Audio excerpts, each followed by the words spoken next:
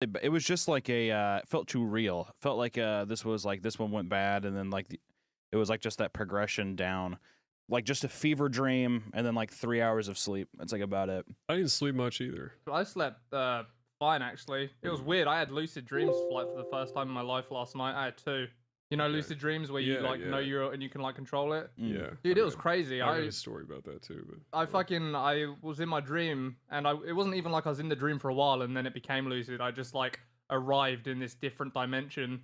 I was like, oh, I'm fucking dreaming, and that means I can do anything I want. Okay. And a mob was running towards me in my lucid dream, so I just flew away. I was like, this is fucking cool. And then instantly, the next thing I did was like go through a door because I knew there'd be this like fat tittied whore on the other side who wanted to fuck me. I was like, I'm gonna take advantage of this situation. So I started by sticking my fingers in her pussy, but it was not what you would expect. It was like touching icicles and ice. It was like, and I was like, man, that's weird. This is my lucid dream. This should feel like fucking silk and velvet, Okay. and warmth and good memories. And no, it just felt like ice. And I was like, and you couldn't make it feel nice. Yeah. no, well, like it's You the couldn't will it to ice feel jolted nice? me to consciousness. Oh, you it took woke me up. out of the dream. I was it was like an icicle through my heart, metaphorically speaking. Anyway, and then I woke up in the another dream, and like I guess later, and I tried to do the same thing. I was like, right, let's round two. Let's give this another shot. And yeah, I made it through the door, and then that was it. I opened the door. It was a different door Yeah, because and I then was you like, woke up. it's my choice. Yeah. I don't have to go to the same location. I was just like, this Right. door is different, but it's still Okay. gonna have that whore there because I want her to be there. Well, no. So that was it. You woke up. Yep. The second door. But I knew it was gonna happen. I opened the door and I was like, fuck, I'm gonna wake I'm up. about to wake up. And then I woke up, and yeah. Why? Like the one lucid dream I've ever had was more or less the exact same thing. I tried to fuck some bitch. Yeah. Well, I Sex-starved figured man. out I could fly, and then I figured out, wow, I have total control over flying. And then at some point, I just had the realization, like, actually, this is a dream. I'm having a lucid dream. Awesome. And then, like, I don't know. It was like an Ocean City type setting where I was flying around, and I landed like on a rooftop, and there was like a chick sunbathing. And it was Nice. at that moment I realized this is a lucid dream. So I turned Was to her and said, flying "Hey, around you want to fuck?" She's like, "Yeah." And then I woke up. Ah! It, like, you, hell yeah! And then that's it. And then that's it every time, or the one time. But I guess it's a pattern. isn't it? I remember having the thought in my lucid dream of like, if I fuck this chick, I'm gonna like come myself in the real world, and I was totally okay with it. I was like, I'm just gonna shoot ropey loads into the back of my wife. Have you ever came while you were sleeping? Yes, I have. Since you've been married, you have? Yeah. Wow. Okay. John, I've got that same. potent sexual energy, Yeah, boy. I guess so. It's Same. just spilling over. Yeah, the meat's like same. Go on. What happened You with can only yours? you can only ride the same roller coaster so many times before you start getting bored with it. You know what I mean, boys? No, I don't I hear know. you, bro. I don't know. I don't even think I remember even having like a sexual dream. And if it is, it's always like something very like bland. Like in my dream, I get a hand job. Like what kind of fantasy is that? But I come like a lot. Like I mean, like Cinnabon icing, like a lot. I remember, like I was like, oh my god. Cinnabon. And it's like I feel like if you ever come yourself while you sleep, I'm pretty sure you wake up like right after it happens or something. Oh yeah, for sure. Because it's Totally. nice and warm in your pants, Not and nice. it's nice and gooey in your pants. So you have. Oh, see, here's the problem, bro. I sleep naked, so Oh, do you? it was not caught by anything. It was just shot sporadically across the bed sheets. and- How did did your wife know? Like, did she find out? Yeah, were you like writhing in your sleep? Oh! She's like, Tom's possessed. Tom's possessed. I think I actually started like, well, I think this happened more than once because there's two like competing memories. But one time I did it and I woke up. I was like, oh fuck! And then I saw she was about to roll over like into my seed. Yeah, your My little puddle. pool. Yeah. Yeah, and I like stopped her. I was like, don't roll over. She was like, why? And what am I gonna say? Like, there's jam in the bed. Like, there's not very many options to lie. Did it not? so- Did it not stink? Did it not smell of fresh cum on the in the bed? I don't know if the scent was potent enough to alert her to it. I feel like I have a very potent seed. Just stinky seed. Yeah. It would have to overpower the latent cum smell of Tom's room. You know. Oh, so it's already pre-existing. There's always a cum smell in my room. He always so just has. Notice. You have like 4 or 5 open. Smell is all about like difference, right? You have like 4 or 5 open Elmer glue bottles just in your room at all times, just in case. You're like, yeah, I don't know. Man, I wish I'd have known that then. I remember the first time that ever happened to me, though. I told my wife immediately. I think I woke her up and was like, "What? In shame?" No, like I was fascinated. I was like, I came my pants. She's like, what? And I'm like, I literally came without touching myself. I'm like, this is the peak of human evolution. Like, this is where we were meant to be. I'm like, you're lucky this didn't happen before I met you, or else I'm like, I'd probably be a single man for the rest of my life. Just like go into deep state and then just like come and be like, I've never felt more refreshed. Because I remember actually that day that happened. See, I've been in a funk today. Maybe I should just try to like cum my pants while I sleep again. Because I remember like it was like a month of just pure bliss after that. Like my mind had been opened. Like nothing could affect me. It was great. Man, I had opposite feelings towards it. Because it's never like it's pleasurable. When you can't, in a lucid dream, I imagine it would be because you know it's going to happen. But when it happens out of nowhere, when I'm about to like fuck these chicks in my dream, I'm always like terrified of sticking my dick in because I don't know if they've got an STD or I'm gonna get them pregnant. Oh, so really? like I'm blue balling myself. Like my dick is like quivering, like trying to get in. I'm like, no. We don't know where this woman has been. We can't just fucking do this. And so it's like this conflicted, like, you know, when you have like nut denial or like blue balls, you know, where Right. you think it's like that, but with the coming. But it's like, Well, you'd think it would be like when you know, like a bedwetting dream. You have that like anxiety and stress. Like I can't pee right now, even though you're in a dream. And, it's like, the you same need to pee. feeling, just to do with like STDs But and it's pregnancy. funny that you probably have that feeling because of, on some level, you know, like you're gonna This come isn't a to good bed. idea. But you like in the dream, you rationalize, oh, I could get an STD. Yeah, no, for sure. Why are you saying like a nerdy voice? Like that's gay. Like only like fucking. Because real men don't worry about it. If anything, they're gonna rape that girl. That's what he's saying. That's what Don's Ask questions later. Plow on ahead. It's the American way. That is That's true. right. She's like, come on in. You don't, fucking shake your boots. You just walk right in, muddy boots and all. Yeah, if only I couldn't have been brought up in such a repressed society. Maybe I could enjoy the finer dream pleasures like you gentlemen. That's true. Maybe that's why I enjoy cumming my pants. Maybe it's like some sick fantasy I have. Freedom. Exactly. You mentioned Hunter. You mentioned to me earlier that you felt like you were self-sabotaging. I feel like at least maybe every person that does comedy does this, where like they question how funny they are or something like that. I feel like you just kind of like have these moments of doubt or something like that, especially as like a creator, where you're just like, holy fuck, like I feel like the tap is empty at the moment or something. Oh well, I definitely like get the like the creative tap is dry feeling. Maybe every fucking project. I don't think there's for been real. a project recently where I'm like, man, I've just got. Actually, I wrote a Winnie the Pooh script that just flowed out of me, like I was meant to write that script. That's But good though. apart from that one, like everything has just been a real fucking struggle. So like burnout is this thing that happens, like obviously when you overwork yourself or you don't have enough like relaxation time and whatnot. But Thank you for explaining what burnout is to the listeners. that's okay. These fucking idiots who haven't worked a day in their life don't have a clue, Don. They get weekends off. They get holidays. I feel like actually having that context for burnout is probably relevant, because I feel like a majority of people are probably like, well, how the fuck can you get burnt out by just making cartoons or something like that? Yeah, fuck you, Don. Thank you, Hunter. Appreciated. I need to start just like an animated commentary channel. How about this? I'll limit the animation I do, right? No more animation really, and I'll just tell stories from my youthful years, and it'll just be like, maybe I can create like an avatar for myself, and I'll call it Storytime Animations, and maybe those will kick off. I don't think it'd catch on, honestly. No. I don't know if people want to sit down and watch like 40 minutes of some like unfunny arsehole make like motion comics about their life. About me working at Subway.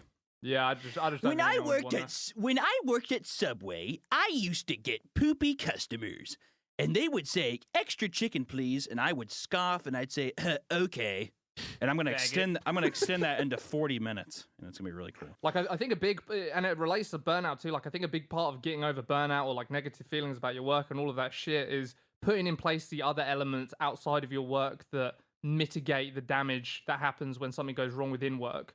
And what I mean by that is like exercise, eating right, having like things outside of your work that you enjoy doing.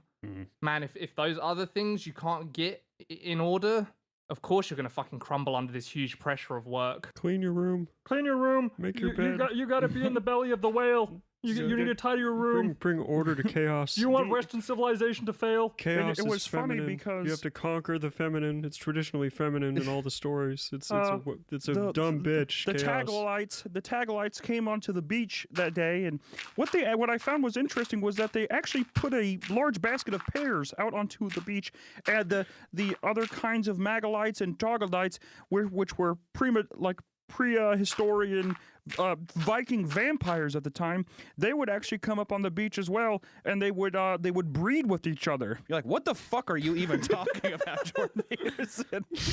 And then Joe Rogan's like, whoa, very cool. That's crazy. That's why I stack my books vertically instead of horizontally. You're like, That's why I clean my fucking room. This is my favorite podcast ever, sir. Thank you. Thanks for coming on the podcast. Oh my god! And then like top podcast of all time. I feel like that was during that period where it was like a bunch of the like new age, like kind of like right guys that were like really popular on podcasts. Like that's when Milo was popular, and like Ben Shapiro, Gavin McGinnis, and all those guys would come on, and they would say some stuff that maybe isn't allowed. And I remember the first time I watched Gavin McGinnis, I thought it was really funny. And then like it was funny. He is funny. Yeah, he is really funny. I think that he's a funny dude. It's just like the Proud Boy. I mean, at least like I don't know the whole story. I wasn't there. But, I don't think he. I mean, I know he didn't start like it to be. That's what they say. They say he started as a joke and then it turned into another thing. But then yeah, because it was also Anthony Cumia who like had like that whole scandal happen at the time too. So it was kind of like this big joke thing. But you know, I think angry, tiny PP'd boys were like, you know what? This is like a good idea. And they just like really ran with it. How about we all get a Fred Perry shirt? Which like in itself, it's just like, what the fuck? I don't know. Like those are good shirts, but to be unison when it comes to like a polo kind of like Fred Perry shirt, it just seemed weird. Seemed like a... That's got cultural and heritage roots, Hunter. Does it? That's a working class shirt from the UK back in the 80s. Aren't they like very expensive? It's like everything that starts working class, eventually it becomes like hip and cool, and then it becomes like bougie in an ironic way. Yeah, that's and true. What costs like a $5 now is like $300 for a t-shirt. It's funny you say that because I went into Old Navy and Gap, and I couldn't believe that the sweats there were $300 now. Wait, really? No, I'm making fun of your deal of like what's working class. Yeah, you know, in the early '90s, Gap was meant for the everyday man, but now they're on par with fucking Gucci and Versace and all that kind of stuff, which I would love. That'd be hilarious. It's fucking true. It is true. Have you ever looked at Doc Martens? You shot me down about the fucking burnout thing. I'm gonna shoot you down. Fucking get him, Don. Yeah. Get him. Jeans. Stupid prick. That's like a field hand thing. Oh yeah. Now it's Let's like go to old a Italy. hipster thing. That's right. You said jeans? Yeah, denim was invented for like farmers. And now it's like $300,000 for raw denim or whatever the fuck. Have you You're ever so seen uncultured, you swine? Have you ever seen how expensive like a vintage pair of like Levi's are, like the first Levi's or whatever that came out? Are you just about to prove my point even more? Well, I mean, I guess. Well, I mean, I'm just like it's more like a collector, like vintage item type thing. It's like weird. Yeah. How much are they? No, it's a lot. I don't have what a great answer. I don't have the specific. It's definitely over thousands of dollars. It's like it's insane. And it's just because it's like the first run of Levi. Yeah. Are you a boot cut kind of guy? I'll bet you're a boot cut he is. kinda Look guy. at Hunter. He's got a mullet. Of course he's a boot cut kind of guy. by a boot cut kind of guy. You Dude, know, I've what? I never like a seen you nice- standing up. It would be cool if you wore skinny jeans, though. That'd be a nice surprise. It'd be fun. My thighs would love that. My thighs would Yeah. love just Dude, having it all feels circulation. cut so out. nice. It feels. Have you ever worn skinny jeans? It does feel really nice. No, because I'm a fat man, and if you've ever seen a fat man wear skinny jeans, you know that it's like so out of place. It's just kind of like, what are you doing? It's kind of like if a fat woman had a belly ring. It's like, what are you like? Who Oh yeah, are you trying to? That was descriptive. Yeah, That made me shudder. and I. So I like a nice. You know what I like? I like a nice pair of jeans that fit just nice, and especially if I'm feeling nice and bloated, I like to have those jeans that have the nice stretch fit. you get the elastigene. Yeah, Combo. I get the nice elastigene combo, and I wear. You know what I do? Especially if I'm feeling nice and cute, I'll get a triple XL American Eagle hoodie, and I'll put that on, and I'll read a book, and that's like my favorite fall day outfit. Right, that does sound nice. It does sound kind I of. kind of want to put on a bunch of weight just so I can experience that. It's gonna be really great. You're gonna love the heartburn. You're gonna love the panic attacks. You're gonna love everything. The acid reflux is like, oh, I love this hoodie. This is a great hoodie. Worth it. 100% worth it. Especially whenever the hoodie is like, it fits okay on you. You know, it's like, oh, this is a nice comfy hoodie, and then like you put it on a regular human being, and it looks like they could like cover their whole family with it, and you're just like, oh, I'm actually much larger than I thought. Is that like is that something that happens? Do you get like a body, almost dysmorphia? Like you think No, you're fatter than no. you are, or skinnier than you are, or like? No, I just know I'm out of shape right now. I don't think I'm also like morbidly obese or anything. Like, I mean, I work out and stuff. It's just like poor dietary choices of like alcohol and like certain foods and stuff like that that make me like retain weight, like my stomach and like thighs and shit. But otherwise than that, I got an arm on me like a rocket. My fucking calves looks like two fucking pinelopes. Don't I was gonna say, kid. Yeah, exactly. You'll lose. Fucking come at the kid. You'll lose. If you actually look at Phil Anselmo's head, Tom, you'll see that he has this huge scar there, and it's because Yeah, for with like, this, hits himself with the microphone. Yeah, like for a like fucking ape. for 4 years, from like 98 to like 2002 or something like that, he just beat the shit out of his face with a microphone and just like would cut open his head every time. And then I think like right around 2000, that's when he started getting his like permanent summer cold, where he was just like, yeah, he just sounds like that. Do you reckon he's gonna get CTE? Do you reckon we're gonna see like an Alzheimer's-ridden Phil Anselmo? I hope so. That'd be great. Yeah, he's already pretty funny with the shit he says that gets him in trouble. That would If be he had cool. like no control over the his, faucet was just open if it was just open, all the time. Yeah. White power! The thing about that was that we were drinking white wine in the backstage. That's why I said white power. It's not because all of you it. libtards out there, It was a joke. it was a funny goof. In the band. You know, some of my friends are really into like, what is that? Like the e-boy, like sad, like emo rap music, whatever, like Lil Peep and all that shit. Sounds gay. Well, it's whatever, but the thing about it is that we'll sit there and they'll like we'll like kind of make fun of each other's music or whatever. And every time, I don't know why, it pisses me off every time. One of like my vegan friends, he's just like, he looks like a soy boy. It's just, it's fucking crazy. And he'll say something like, "Rip Dimebag, brother," or something like that. And I'm like, "Hey, you put respect on that name." I, like, freak out. He was an American hero. You shut up. Shut up. Just fucking pummel his soy face in. Because they sit there and then he says something like, he's just like, "I can't believe Peep's dead. He was like a genius." And I'll be like, "What the fuck are you talking about?" He's like a 17-year-old that OD'd. He's like, "Rip Dimebag, brother." I'm like, "He was shot on stage." He was, hey. You should just fulfill your fucking stereotype and pistol whip him. And there's like no way to rebuttal it because I'm just like, because if I do, I'm just like, "He was an amazing guitar player." And they're just like, "Shut the fuck up, you dumb redneck." And I'm like, I'm gonna bust. I'm gonna break free and I'm coming after you. Yeah, it's a sad story. Sad story. True American boy lost his life on stage. I'm pretty sure, like, literally after that night, though, like I'm pretty sure that changed like the live experience of concerts I bet it did. everywhere. Mm-hmm. Because yeah, Followed especially- only by the Bataclan. I want to know how he just like casually walked on stage. You know how relaxed of a show that must have been. What? Like, Pre-shooting or? People are like, I have no idea who you are, dude. Have fun on the stage. It's like, why'd you let him up there? He just like walked up, just casually walked up. Oh, did he? Did he just Yeah. like walk up? Yeah, there's like a very brief video footage, and he just like literally just just walks right up on stage. And he just pulls out a gun, and that's when people are like, well, that was a mistake. Shouldn't have just let him. Should have let that guy come him up up there. there. Yeah. Fuck.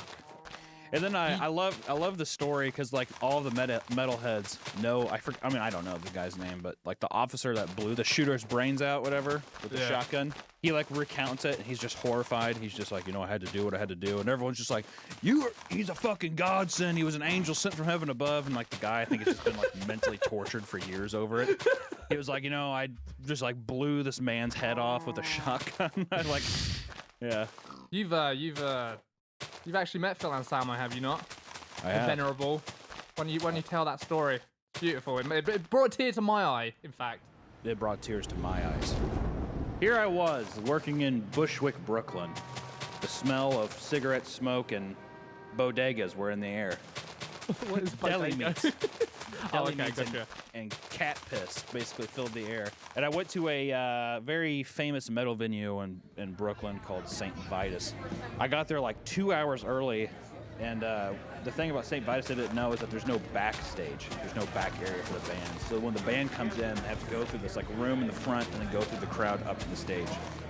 And I was right by the staircase to the stage. And, Phil Anselmo comes through, and everybody's, like, just shaking his shoulders and shit. He's like, and people are like, Phil, yeah! And he comes by, and it's as if it's destiny. He stops right in front of me, and he says, let's have a good show. And we clap hands, and I cry. I immediately started getting all teary-eyed and crying. And then I'm right front and center the whole time, and it was fucking awesome. Dude, it wasn't like divine providence. He saw the fucking mullet. the mullet, and I didn't have a mullet. and the look with of the spikes on your fucking the tops of your shoulders. the look of white pride in your eyes, and he's like, that's that guy, that is wearing my man. I was wearing a Confederate flag cutoff, and I was like, Phil Anselmo, you're my hero. Oh my God! You had a screwdriver T-shirt on. Yeah, I'm like, you mind signing my Down and my Pantera records after the show? I brought them all. I really like that speech you gave about black on black crime back in the 90s. I watched that a lot. Yeah, no, but it was fucking awesome. It was a really fun show. And they played like 3 Pantera songs at the end too, so. Ah, that's so fucking cool, man.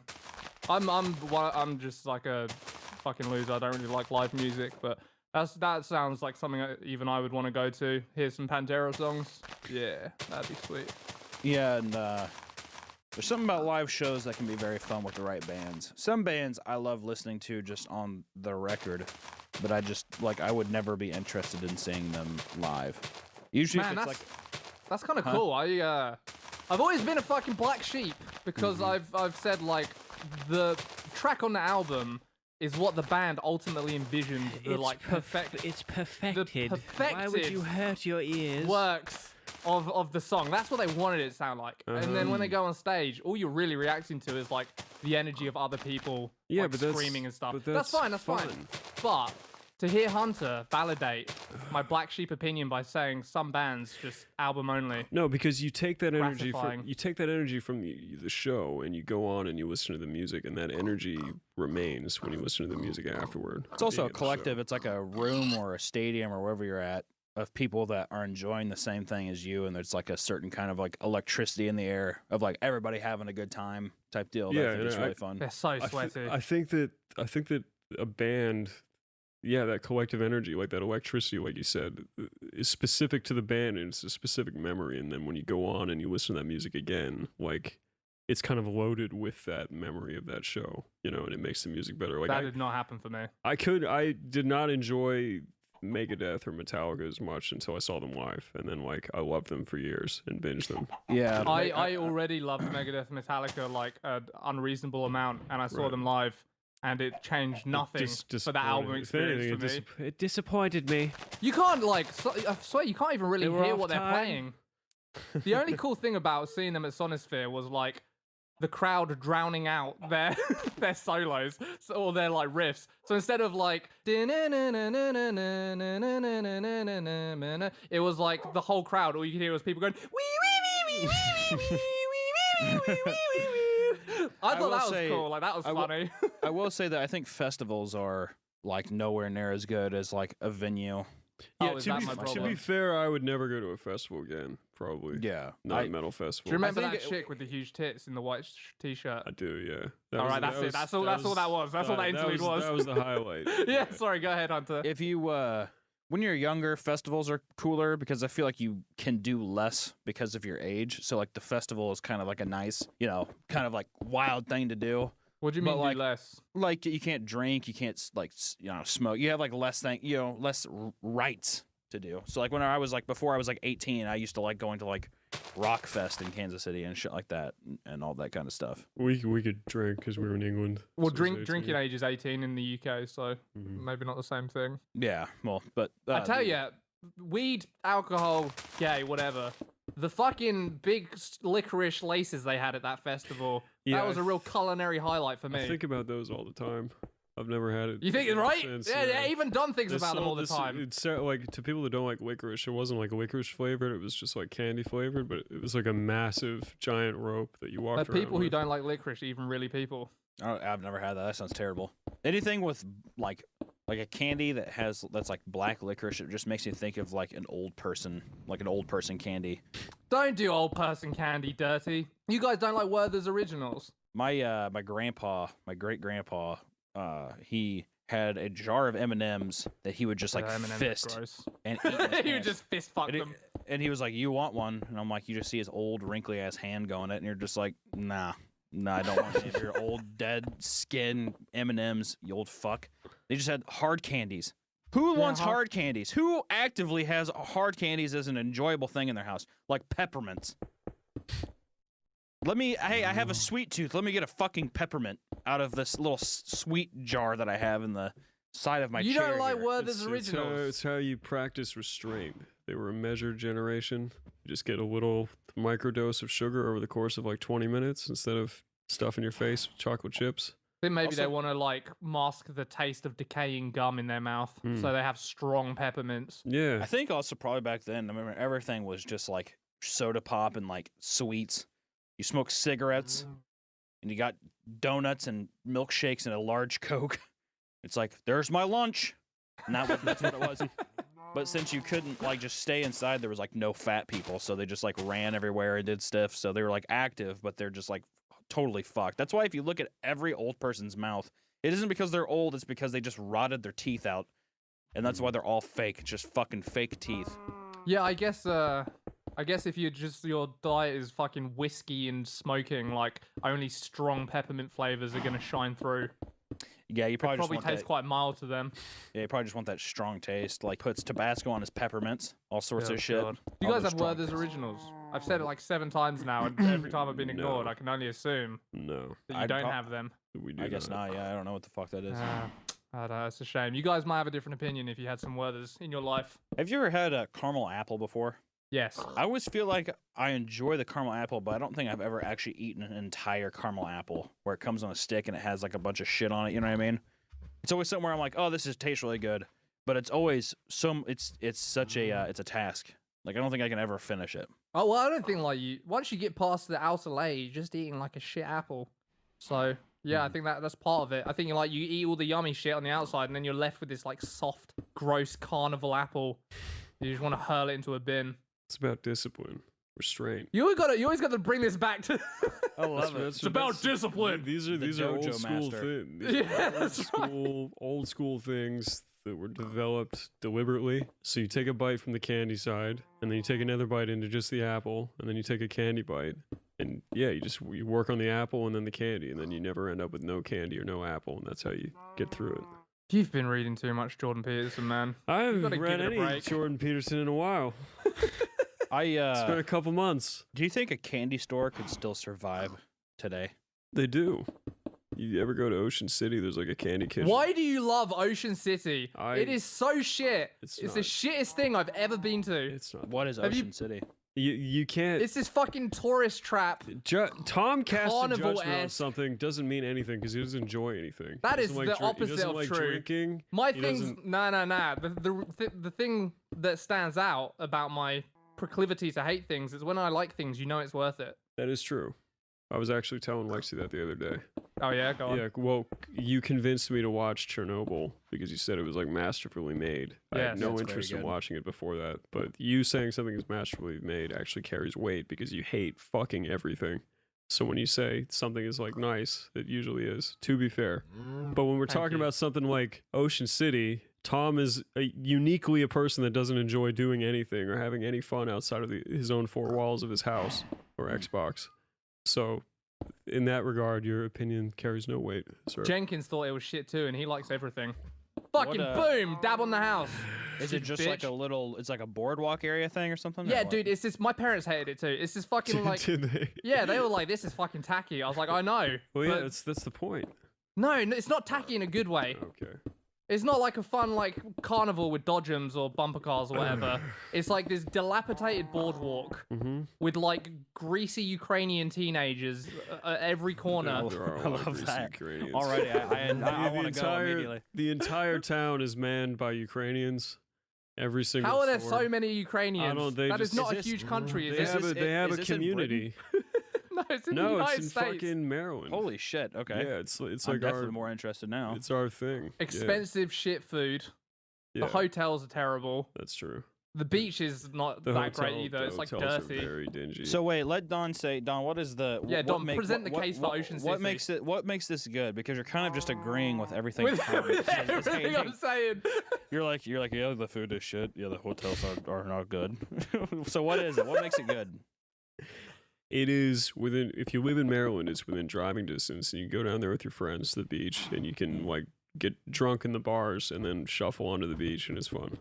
And that's the whole thing. But yeah, it's like run down. It's like the spring break location, so it just gets raped every year. Yeah, I By feel like I would zone if I, people. like nice. Are they like at least cheap bars? Yeah, Yeah, whether see, they're I like would tacky I would and enjoy have that. they have like all the like bullshit decorations and stuff, and then they have this place called Secrets, which again you have to be someone that enjoys things to enjoy. But it's like a complex of bars with like a sand floor, and they Oh, put on nice. like a free concert every night. You just pay to get in. It's like a club.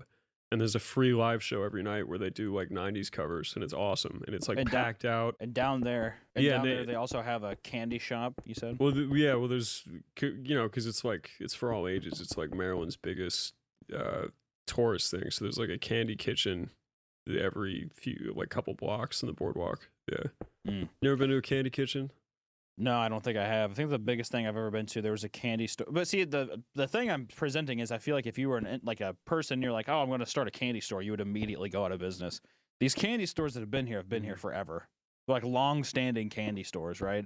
It's like the one people are always like, well, because this has been a conversation I've had before. I'm like, and I don't know why, because I have no interest in opening a candy store or even going to a candy store. So I don't know why this keeps happening. But every time people are like, well, I mean, there's that one candy store in Union Station, and Union Station is like one of the most famous spots in Kansas City. And there's like this fucking gaudy like candy store that's just like, it looks like that one Clockwork Orange. Have you guys seen that? No. Parts of it. Oh well, he's in a. I this, like, watched the cool rape part. That's the part I've seen. Don, you've got a real obsession with rape recently. I do. This is a new phenomenon. You know, it's not a concerted thing, but it does keep coming up. So I don't know. Maybe we'll figure that one out. Maybe it'll play itself out. I kind of want to get to the root of it now before you I don't tank think this I company. don't think I really want it to play out. If I'm being honest. You're like, let's just see where this goes. Could I go don't really anywhere. know if that's it. Yeah, I don't think that's a thing that you can just see. Like, let's see how the dice land. I think that's more of a. That's more of a let's get that hammered out real quick. Well, anyways, Tom, especially, I'm surprised you haven't seen it since it's like primarily, it's a British movie. I expect everybody that this is from Britain to have seen every kind of. I don't need British to movie. see it, mate. I've lived it. The Stanley Kubrick, though, it's a really good Stanley Kubrick movie. If you guys like Kubrick, but he the scene is he's like walking through what I would only assume, since I'm American, I just assume that this is like what kind of like a weird British like shopping center is. It looks like a fucking Willy Wonka set. I like that vibe. Like I like the fucking stacked jars full of sweets. It's like I think fucking. you liked Candy Kitchen too. I feel like if I do any kind of sweets, it's usually just like I like ice cream. It's just like my wife. I could be your wife. Dude, I wouldn't mind that. If you play your cards right. I wouldn't want to bring you into this house with Mr. Roll the Die over here, honestly. It's a dangerous, dangerous thing. I'm like, hey guys, I'm taking a shower upstairs, but the door doesn't lock, so don't come in, okay? You just hear like heavy breathing and like a frog's croak. As I'm drying off, I just hear the wooden steps creak one step at a time. And I just hear la la la la. No, do it in his voice. Do it in his voice. La, la, la. Like let Hunter do it. Was it Hunter that did the? There's now like 6 Dawn impressions that I've become acquainted. They're all accurate. There was one that was really weird though. No, I mean that's kind of accurate too sometimes.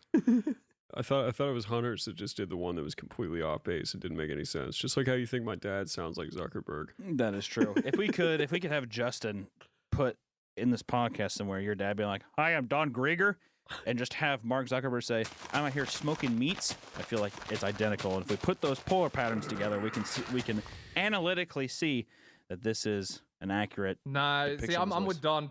Don's dad sounds like Jordan Peterson, or sometimes Kermit the Frog if he's hyped up. He's gonna say in like 10 years he'll sound exactly like Jordan Peterson, but right now he's he's gonna listen to this podcast too. Yeah. So this is one of those things. He also really respects and likes Mr. Jordan Peterson. Mr. Don Grieger. Sorry, I think you sound like one of the. Hey, stop saying Grieger, Hunter. Am I not supposed to say your last name? Have you been calling Justin Grieger? He did in his fucking 1 million thank you video. He called him Justin Grieger. That's right. Grieger. Yeah. I put Gregor. Is it Gregor? You know whose name he didn't say in the 1 million. Yeah, what happened with that? I didn't hear any Don Griegers in there. I just heard the or Tom Griegers. I didn't hear that. So it's Gregor. There you go. Yeah. Is that right? So it's not Grieger, it's Gregor. We've gotten onto a more important subject now, though. That's Don's dad can wait for another day. Well, I want this to stand Why down weren't we in your 1 million sub video? This is a sore point for us. We haven't spoken about this for months, and it's been on our minds every day since. You son of a bitch. I want to say that this is one of those situations, real quick, and I'll get to your fucking precious shout-out thing, okay? Yeah, please do. This is one of those things where it's like you either hear somebody saying, like, whenever you look at a word, you hear that word versus the other word. You know what I mean? So some people hear brainwash, but other people hear like silver hand or something weird like that. It's one of those cases where people are like, no, it says brainwash. So I bet you anything, if people fucking actually listen to this dog shit of a podcast, there's some people are gonna be like, oh, he sounds just like Zuck. And all right, but then also put Kermit the Frog next to it, and we'll have a vote: Kermit or Zuckerberg. Yeah. Hi, I'm Kermit the Frog. Smoked meats. That'll be the two sound clips. Honestly, it should be Ray Romano. He does sound like Ray Romano. That's like the realistic Kermit the Frog, you know? Yeah. I feel like Kermit the Frog or Ray Romano sounds way more like Kermit the Frog than your dad. Your dad's like Ray Romano's voice is very. He doesn't sound drab. exactly like any of them. But he definitely doesn't even. You heard a very specific. You heard a very specific clip of him that wasn't his usual speaking intonation. You heard like presentation. Yeah, Don. he was doing the speech. He's like a very strong, authoritative voice. But when he's just like hopped up on D&D, he sounds very different. You know what's the best way to do this is that we ask your dad to do a sound clip of the smoked meats thing. Have him watch it a couple times and try to emulate it the best he can. Not emulate it, but just say the words as if he would. And I would be willing to listen to that. And if I'm wrong, then I'm wrong. But at this point in time, I feel that I am correct with the Zuck. I agree. I think the annals of history are gonna prove you wrong, my friend. But we'll leave it to the people. We'll see. Hi, I'm Don Grieger.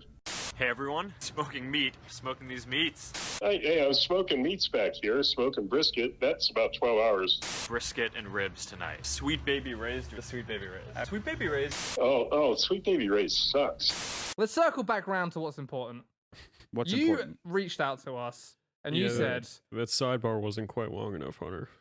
Yeah, no, I'm not forgetting fucking anything. I'm gonna hang on to it like a dog on a bumper of a car. Anyway, the fucking. Hey, You that was reached a out to really us. good dog. That was a really good dog impression. You know that? That was a good I'm just dog gonna sound let effect. Justin put in like a real dog impression, and it's gonna sound fucking awesome. No, I think honestly, I want to just let you know that Should I do it again? that was yeah. Give me your best Doberman bark. Tom, he's formulating. It's a decoy. It's He's not trying gonna leave my mind. No, Don't yeah, worry. But you're giving him time to develop a response. Oh, you're That's what's fucking right. happening right now. Okay, so circling around. You reached out to us and you. That's how I would bark if I was a dog. That's the kind of dog I'd be. I feel like I'd be a nice. All right, I'm Doberman. gonna You take my had headphones to off. know we were gonna do No. this. You I'm had taking to my know. headphones off. There's this very clear to the story here. You reached out to us and you said, I'm doing a 1 million sub video. And I've taken my headphones off so he can't distract me. And you said, Tom and Don, would you mind if I put you in my 1 million shout out video to say, you know, thanks for the help in helping me reach this milestone? Can and I said, please- yeah, that sounds can I please awesome. have your permission, Tom and Don, to shout you out in my 1 million subs? Because I don't video want to overstep my bounds. for helping me so much. I don't want to put your name out there if you don't. You know. You want are that. my heroes. I don't want to put you in an awkward position of having to acknowledge my terrible, terrible content. And then I gave you the go-ahead because we're pretty good guys, and Yeah, we went in thank there. you for that. Thank you. Actually, I want to tell you something too. I got to tell you, I thank you so much for giving me that opportunity to be able to do that. Just like the approval alone to me was something that really, it stood with me, and I feel like I still kind of reminisce on that memory today. So I just really wanted to say thank you for the generosity of saying that I could add you in to the. So what happened? So- Like, lead us down the path. Yeah. Because you thanked people who did nothing, as far as I can tell. You thanked Right. Zach Hadell. Great. What, he did like 2 lines in a cartoon? He was Humpty Dumpty? We walked Right. you through the worst time of your life when you were at death's door from Warner Right. Bros. Stealing Right. your cartoon. And we didn't get nothing. Zach Hadell does one voice, and you're like, this guy's my hero now. I don't mean to sidebar, but I really don't like how you're saying Hadel. It's like Grieger. Grieger? Hadel. Maybe he should get a fucking normal name. How about that? Go ahead, Hunter. Hadel. Bet Hadel. nobody. Zach Hadel. How do you say his Hadell. name? He's Arabic. Did you not know Tom, that? what is your last name? Hunter, what is your answer to my question? Well, my last name is Hancock. And let me tell you, that's a strong American name. Patriotic and to the point. You do I have a think great that- name. Hunter yeah. August Hancock. That is a Hunter fucking August powerful. Hancock. And let me tell you why. Hey, hold on a second. Hold on. Listen. The reason my middle name is August is because my great grandfather fought in a war. August Katz, look him up. That's fucking badass. Is that why your character's called Cats? Wait, why did you not shout us out in your 1 minute? I'm not letting go of this, Hunter! No, well, hold on a second. Well, let me just tell you something right now. The reason my middle name is August is because my war hero great-grandfather, who would be rolling over in his grave if he knew that I was talking to some British fuck about this. Wait, was your grandpa on the Nazi side of the war? No, Is I'm that what talking you're saying? great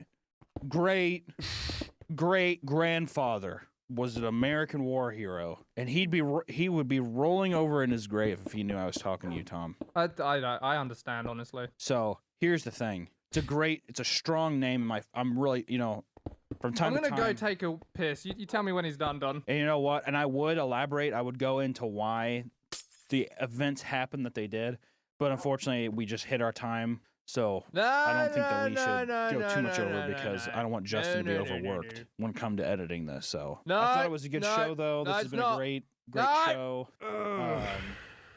Yeah, we've ran out of time. I don't want Justin to be overworked when it come to editing this. So maybe sometime I can answer that question. That I forgot which one it was because I think it was kind of forgettable. But I think that we can definitely.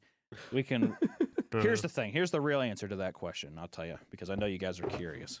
And that's because the day that I recorded that, it was blistering hot. If you can see the footage, I am profusely sweating. It was like one of the hottest days in Kansas City. Humidity up the ass. I was just dripping wet. Everything was going wrong. I had a whole other sketch going, but then I was like, fuck it. I'm going to sit on this park bench and we're just going to do this. So then left my computer at home. Don't know why I did that. So I didn't have the script on my phone either. I meant to put it on my phone. all sorts of shit. So then it was just free topping off the top of my head. The reason I include Zach Hadel, though he helped me at the time, he was one of the few creators at the time that did a voice in my cartoon. So I was trying to like list off all the people that were a larger creator that helped do voices in my tune at the time. Mhm. That's why. And the reason I forgot about you guys too, which afterwards I knew this was going to happen. I knew it was going to happen. I let it sit for so long. And the thing is that I could have re-recorded, but then I thought, fuck it, no. It's so hot. I'm done with this. I've said what I want to say, because really what I wanted to do was use that to thank my team and to thank my audience, not to fucking thank you guys. And I did reach out at the time because, I was going to include you in, but I forgot. Okay. I would have been fine with that answer. Okay. Well, I'll start. I'll start. Hunter gets back just, oh, dang it, I forgot Flash gets. I said everybody else, but I forgot. I even said Justin Grieger, but I forgot about Flash.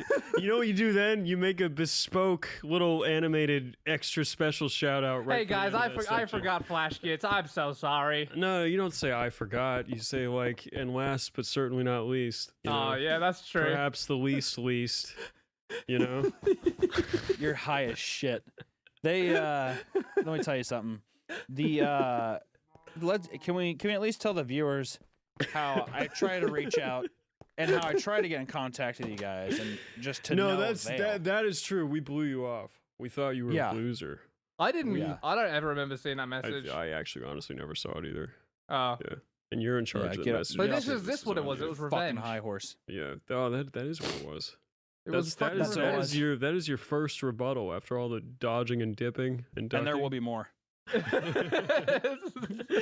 There'll be a time where you call for me and I will not answer. You would be totally justified because you call Don all the time and never get a response ever. Oh, it's so true. So I wouldn't blame you. I called Don because I was like, this is a guy that knows what he's doing. This is a guy that kind of just has it all figured out. Maybe I can learn from this guy. And little I know that guy is a fucking asshole. And he doesn't answer my calls. I think I'm and on. He tells me, and you know what he says? The first time I meet him, I said, "Hey, how's it going? I'm Hunter Hancock, Meekan." He says, "Yeah, I'm Don Grieger." And now you're telling me that it's Don Gregor. So he sabotaged. He wanted me to do this. I do that all the time. I mispronounce my name. Yeah. I misspell it sometimes too. Got like 3 E's and an I. My name's Bill Hampton. Just like tell people different names. Oh shit! Wait. The other day, you said to us, I'm going to go cause some trouble at a fucking grocery store. And you just left it hanging. I was like, what trouble? And you're like, who knows? And then you like hung up. And we never got the other half of that story. Did you go to the grocery store? Did you cause trouble? Yeah, sometimes I like to just finger around a store. That's becoming a new thing I like to say too, is I finger around certain outlets. Because it's very it makes me think it's very mysterious. I'm doing a deed that's not done and it's slightly sexual. So it's like, what am I doing at this? Yeah, fingering around. I'm pawing around at the store. I got you. All right, so you're fingering around at the store. Yeah. Not literally. Yeah. No, literally. What? Oh, you just pouncing on unsuspecting female shoppers. No, it's not. That's not the case. I just like to fucking look for trouble, Maybe sometimes trouble finds me. Did it on that fateful day? It did. And what happened? Well, it's funny you should say. I got a bookcase for my spare bedroom. And this person came up to me. And, I was... Because at the store, they have it to where, like they have it made up. So you're like, oh, that's what it looks like out of the box. You know what I mean? Right, yeah. A display. Yeah. And I was looking at the displays for these bookshelves. And this worker comes up to me. And he said, you looking at some bookshelves? And I said, yeah. I'm looking right at it. He's like, yeah, that's a good one. I said, okay, cool. How much is it? And then he like tried to do this sales pitch that I just did not care for. Do not sales pitch me if you're not doing, if like your job isn't sales and you're not making commission and you're just like some fucking mook walking around the general store trying to sell me on this bookcase. You know what it makes me think? It makes me think that you're like one of those plebes that just has like corporate loyalty and I don't trust you. You know what I'm talking about? One of those people that are just like really excited to be working at Walmart. It's like, why? You're doing this for a paycheck. You don't do this because you like love the fucking Walmart brand, And I told him, I said, he was saying like, oh, it's 40% off today. And I said, well, I've come in here 4 times and it's been 40% off. I'm like, how long did the sale go? And I was kind of like, give him a little bit of a toot because I was like, step off, sir. Step the fuck back. Step off. Not like I wasn't like, being a total dick, but I was like, well, hey, how long are these sales lasting? Because I said, I think that sale price is the regular price, and you're trying to tell me that that's a sale price. I said, so is this an actual sale price? He's like, well, our sale's gone for a long time. That's one of the best things with the store. And I was like, I wanted to say, don't fucking sell me on your store. I don't want to. It's a Fred Meyer, which is just like it's like a Sam's Club or whatever. It's like a Costco type thing. Right, got you. And he's just like, well, that's one of the best things about this store. That's a good answer to his credit. Well, he Quick on was his fucking feet. battling me. He was battling me, and I have a very short temper. Because what I know I have to do is I have to buy this heavy as fuck bookshelf. And I have to, like, fucking push it along in a cart and look like a... Because I don't know why. When I carry objects around a store, I don't like people knowing what I'm doing. Oh, that guy's getting a bookshelf. He must have a lot of books. You don't need to know I have a lot of books. And it's just like, I go into these mental laps with myself in that terms. So then I walk out of the store to get away from him. I leave the store. I'm like, maybe I'll do it some other time because I don't want the satisfaction because I was going to buy that bookshelf. So I leave the store and I come back in and I'm like, I have like a cart and I'm looking around. I don't see him and I push it up and I grab one of the things and that motherfucker was down the aisle. He peeks his head around the corner. And he's like, good deal, isn't it? And in my mind, I was like, fuck! But no, politely, I was like, you know what? It was too good to pass up, and I took the high ground. Even though what I should have done and what I wanted to do, and if I was yeah, 100%. Well, if I was a younger man, I would have looked that man right in the eyes, and I would have dropped that shelf right there, and I wouldn't have bought it. I would have had books on the floor until I could go to another store and buy another bookshelf. But you know what? I took the high road because it was a good deal. I got the bookshelf and I left, but I have not been back to that store since. Have you even assembled this bookshelf? I don't know if I could. Have you even assembled the bookshelf? I don't know if I could bring myself to after. Such I assembled it, and it was very frustrating. I basically took a bunch of shortcuts, but it's standing and it's working pretty good right now. And actually, I have a new book that I got in the mail this morning for it. Let me show you. You guys at home can't see this, so fuck you. It's the screenplay book of The Witch. Oh, that's pretty cool. I've not seen it, but fantastic like movie. I've never seen like a screenplay book like I that. hated the end of that movie. It was so stupid. It's Very terrible. nice. How much money did you waste on that book? Loved it. So it was a $25 book, Oh, that's a good deal. Looks like and it's a nice quality book. yeah, it's a quality book. To be fair, Yeah, it But has I like still image frames. fucking hate that forward bite. movie. I love that movie. John, you just don't realize it, but you're more me than you can ever know. I think It's I'm true. more Well, I me think than you guys can rub know, off on 'cause each other, you know? You swept me up when I was young Yeah. and That did happen. destroyed me. I came to you like I can do front flip I on wonder the ground. I wonder who I would be if Without I hadn't me. met Tom. Maybe you should have been your own person, Don. Maybe you should have been stronger. Maybe that's true. Maybe you shouldn't be so easily swayed. Stronger personality. Maybe if you weren't vanilla ice cream, you wouldn't absorb other flavors so easily. Change colors so quickly. Yeah. That's right.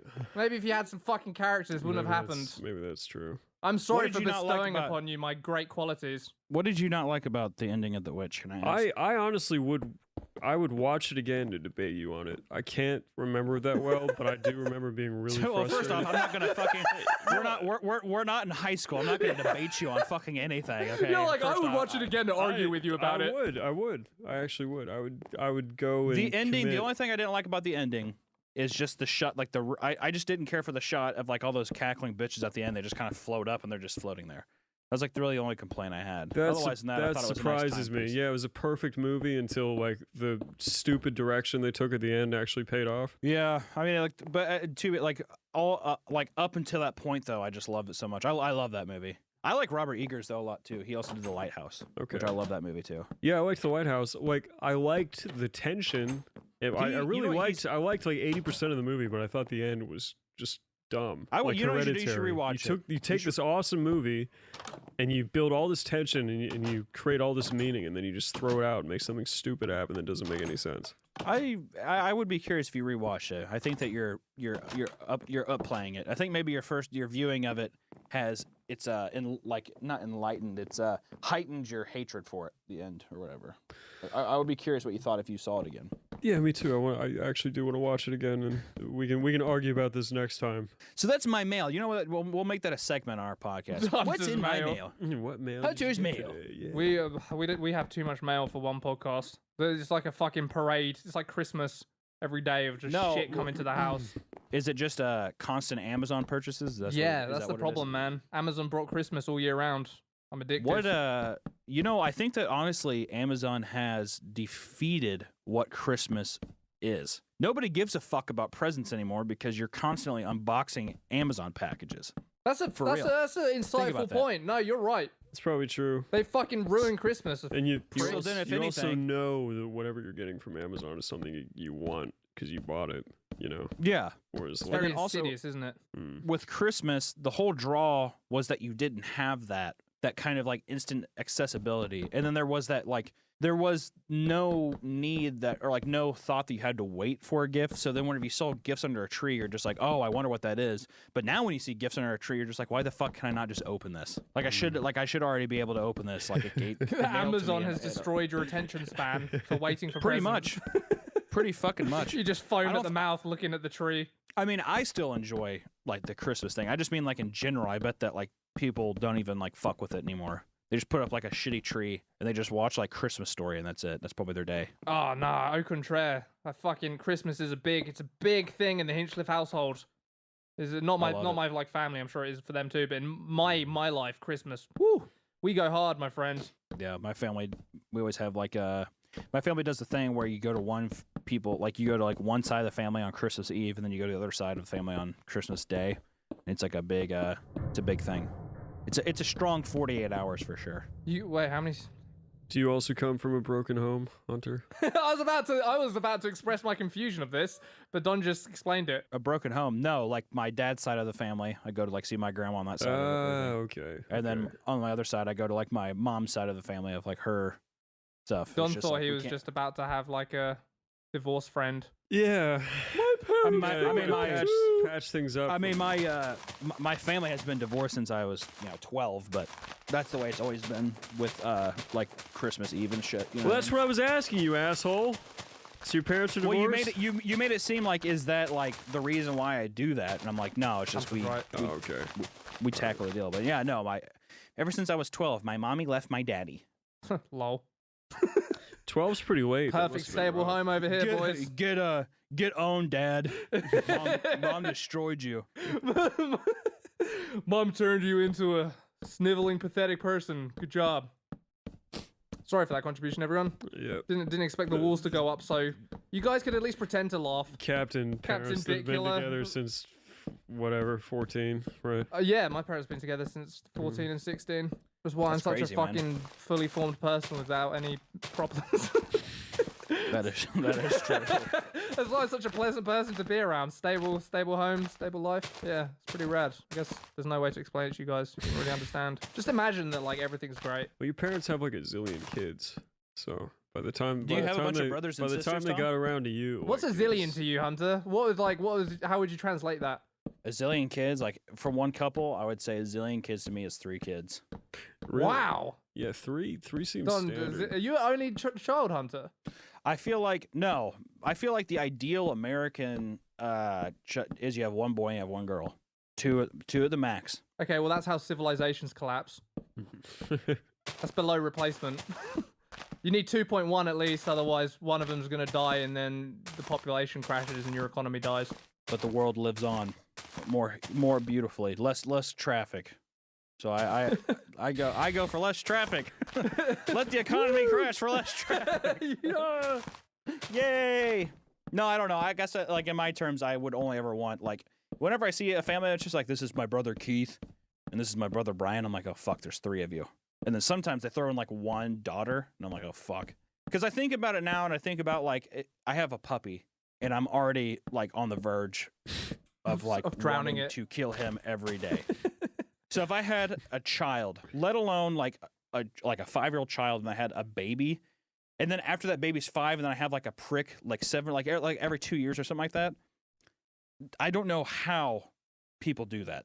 You're I don't just know you're how just that's you're done. just a product of millennialism. I'm not here for this.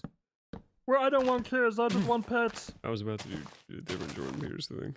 Go on. Be wary of people that don't like kids. They're It's an undeveloped pedophiles. person. Yeah, they're pedophiles. Wait, is that what Jordan It's a Peterson said? mask. Yeah, he's like, people who don't like kids are pedophiles. They will take and rape your children under the sign of Baphomet. You should like what? Under the sign of sign of- Baphomet and Malal. They will take them. Yeah, I don't know. I don't think it's like I don't like. Well, I don't like children because I just don't. They annoy me. I've only met one child where I'm like, you know, if your family dies, I will gladly raise you as my own. It's different if it's your own fucking semen demon, though. Yeah, that's true. Because you're like biologically wired to love this thing. You like have to. They give off that Right. scent. I guess you know what. You know what? The only thing, like, I Can we definitely deal want with Don's kids. rape thing like right now? Because he just started talking Why about does it children's Why does it sense. also have to be a pedophile thing, though? He's got the right to sense. The So I that's definitely, what it is. I definitely That's why want you kids love one your day. child.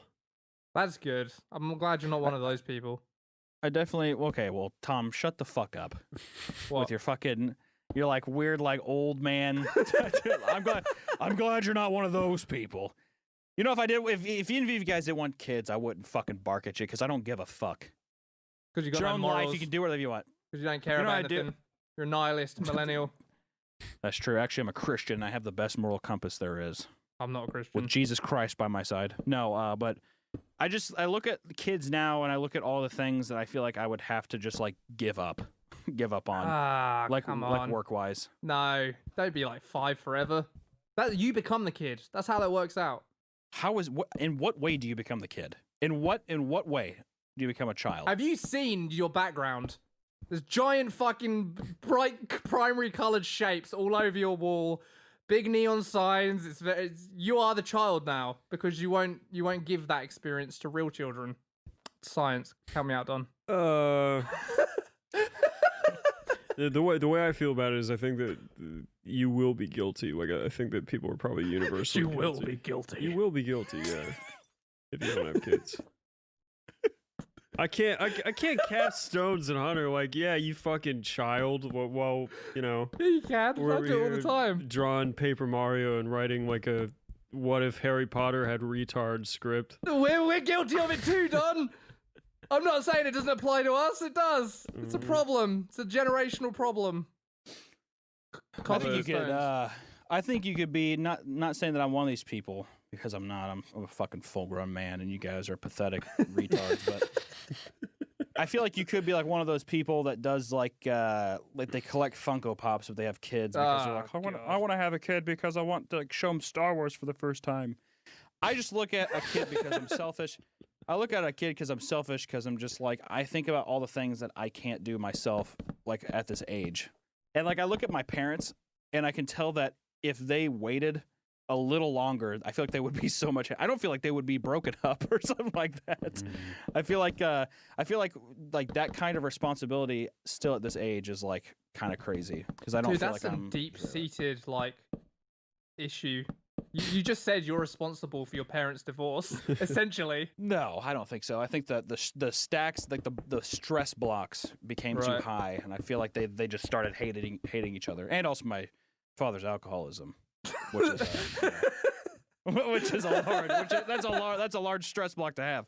So if you're Fuck. type deal, and I dark. see a lot of my friends who are younger that have like really kind of like the okay jobs or whatever, but they use their kid as like a scapegoat to be like, oh well, I would do this, but the kid's there. So then now I'm like, I feel like would I use my child as a scapegoat now versus like if I wait a second when my career's like, you know, when I'm financially good and this kid will be chill and I can't use them as like a little scapegoat or whatever. Or do they use a scapegoat because it's convenient for them so they don't have to do shit? Oh, no, 100%. Partly, I imagine. But yeah, partly. I mean, it is. Yeah, you could be like, I would have made it if not for this fucking idiot. Right. Yeah, I feel like that's. I definitely have way too strong opinions on things I know nothing about. Yeah, because I feel like you just blindly follow. You'll see like one thing, and you're just like, I agree with this. I agree with this, and you just like take it to the grave. Yeah, no, you're right. I just don't want kids right now. Nothing in my being. You know, if I never wanted my own kids, I would adopt a child, 100%. I would adopt a Korean boy. Name him David. David is a good Korean boy name. Hi, David. Hello. No, I'm kidding.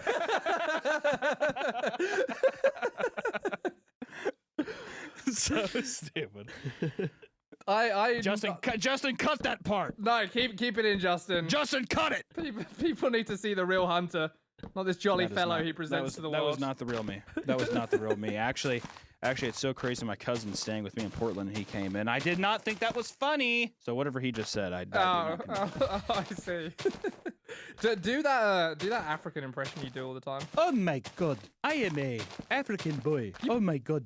Jesse, I made that up to put you on the spot, and you just fucking came out the gate swinging. That was great. Yeah, well, my friend is Polynesian, and he does this voice about his mom because his mom sounds like pretty much like that, and it's a great Polynesian accent, and Polynesian accents are a beautiful thing, and I love them. Polynesian accents are actually probably one of my favorite accents in the world. What is a Polynesian? Just like isn't that like a borderline Samoan or something like that, right, or something? What is this like New Zealand? Where are Samoans? No, that's Maori. Yeah, weren't you just doing an African accent? Like, actually, was that you're saying that? Yeah, that but I was think your that Polynesian accent? from what I've heard, his mom, that's what she sounds like, and that's what my buddy does. Like, they sound very much like that. Justin, cut this out. Justin, cut it. Yeah, I don't think that's true. You were talking about like I have literally talked to his Hawaii mom and all that stuff. Like, no, Polynesian. He's sitting there, and my friend came to my house. He lived with me for like a couple of months, and his mom came in, and I was so shocked by how thick her accent was because she was from Missouri too. Like, I don't know, like, I mean, not natively from Missouri, but they lived in Missouri a long time. And she came in, and I was like, "How was the drive?" She's like, "Oh my God, I am so tired. So sleepy. I'm going to have to go downstairs." You sound like a child soldier. What? Oh. Justin, cut it. Justin, abort. we're not Vice News. We can't be saying shit like this. You're like, oh my God, I am from Uganda. I was given an AK-47 when I was 5. That's what you sound like. yeah, I'm not getting like the native Tagalog speaking Polynesian. How many Polynesian people have you talked to, Don? How many? A handful? I'm gonna guess fucking A none. handful. A handful. Where did you find a handful of Polynesians? Where did you find a handful of Polynesians? In high school. I went to a very diverse high school. Brimming with Polynesians. I need to Google where Polynesians are from. This is difficult. You're still They're struggling from with that one. Polynesia. They're from Oceania, so I was kind of in the right ballpark. Yeah, dude, they're not even close to Africa, dude. I never said they were from Africa. Yeah, but you're doing doing an a fucking African accent. Justin, cut this out.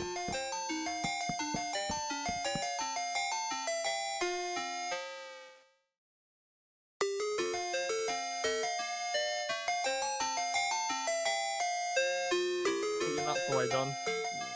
Okay, so we're just gonna have nutty sound for the whole podcast. All right, great. Chewing. Good. Hunter, Hunter, you were saying. you were saying your hit cartoon. Yeah, my hit What's it cartoon. called? My hit cartoon. Yummy Yummy by Meat Canyon Yeah. has been copyright claimed. Yep. By record Those company. Fucking bastards. You know, it's weird because So what happened? well, Oh, so the actual record company. yeah. Right, Let me blamed you. Let him explain. You tell us what happened, baby. We'll be here for you. There's a section of the video that they decided to claim they say video uses the song's melody, but it's like it's obnoxious because they got one part of it, they like copyright claimed or said like this one part is fine, but it's the exact same thing that the other section of the video they're saying is totally. And this is also funny too because the section they're saying, oh yeah, is also the same section that Ellen DeGeneres is tearing off the fucking hood of the car, and Justin Bieber is just repeatedly saying yummy and baby baby. Girl, you got that yummy yummy yummy yummy yummy yummy. Hey, yummy, yummy. hey, stop! Yeah. Stop! You're gonna get this claimed, you prick! That's true. What are you doing? Don't point that gun at us. Yeah. It's so fucking stupid. You're right. The YouTube studio itself is designed to make sure it's like it's a very short leash and a tight collar around its creators, in the sense of like every time you log in, there's a percentage sign that's either green or red, and the majority of the time, you know, especially if you haven't uploaded a while, there's just a lot of red, like you're down 15% or you're down 25%. And then they fucking place your videos for people that don't know, and you know, basically they rank it out of the last 10 videos you did. So if you really don't have a good video and you're like, shit, you know, yeah, you know, I tried some new shit. What do you do? It happens. It's just like, well, just so you know, that is number 7 out of 10. You really fucking bit the bullet on that one. Good job. And you're like, oh fuck, like what could I have done differently? Like, and I love, especially when they put like demeaning shit above it. Like usually, and just to give more context to people, it'll say something like, you know, your analytics in the first 23 hours and whatever minutes, like literally minute by minute. And then above that, it has something that's like, you know, looking good. The video is performing as normal. But then, like, there's other times yeah, when it's not. There's like a little clip art of like a rocket crashing. It's like something like that, or even it's just like your audience has no interest in this subject. I literally know that it's something that they say. It's like, your audience is not showing interest in the subject. Like, basically, fuck off with that idea. You're stupid. Go the opposite direction of that, because this is not working. So it's got its upsides. I don't know. I'm actually into that feature. Yeah, no, that thing's like been our favorite thing ever. It's so good. I hate it so much. I hate that That's because you are fresh to the uphill battle, my friend. Complaining about your 800,000 views in under 24 hours. Ha! Whereas for us, yeah, that would be like a fucking. That's like the hill we're fighting to get back to constantly. So that little list thing, I don't know. It's like a handy navigator. I used to like track video performance by hand, like well before that thing came out, and then it came out and it was kind of like exactly what I was doing. Oh, well, you guys are fucking mental patients. Also, I feel like you guys are also coming from fucking hundreds of millions of views to fucking every video you have is like upwards of 10 million views from the past and shit like that. You have your own different things. You come from a different time and you're still here.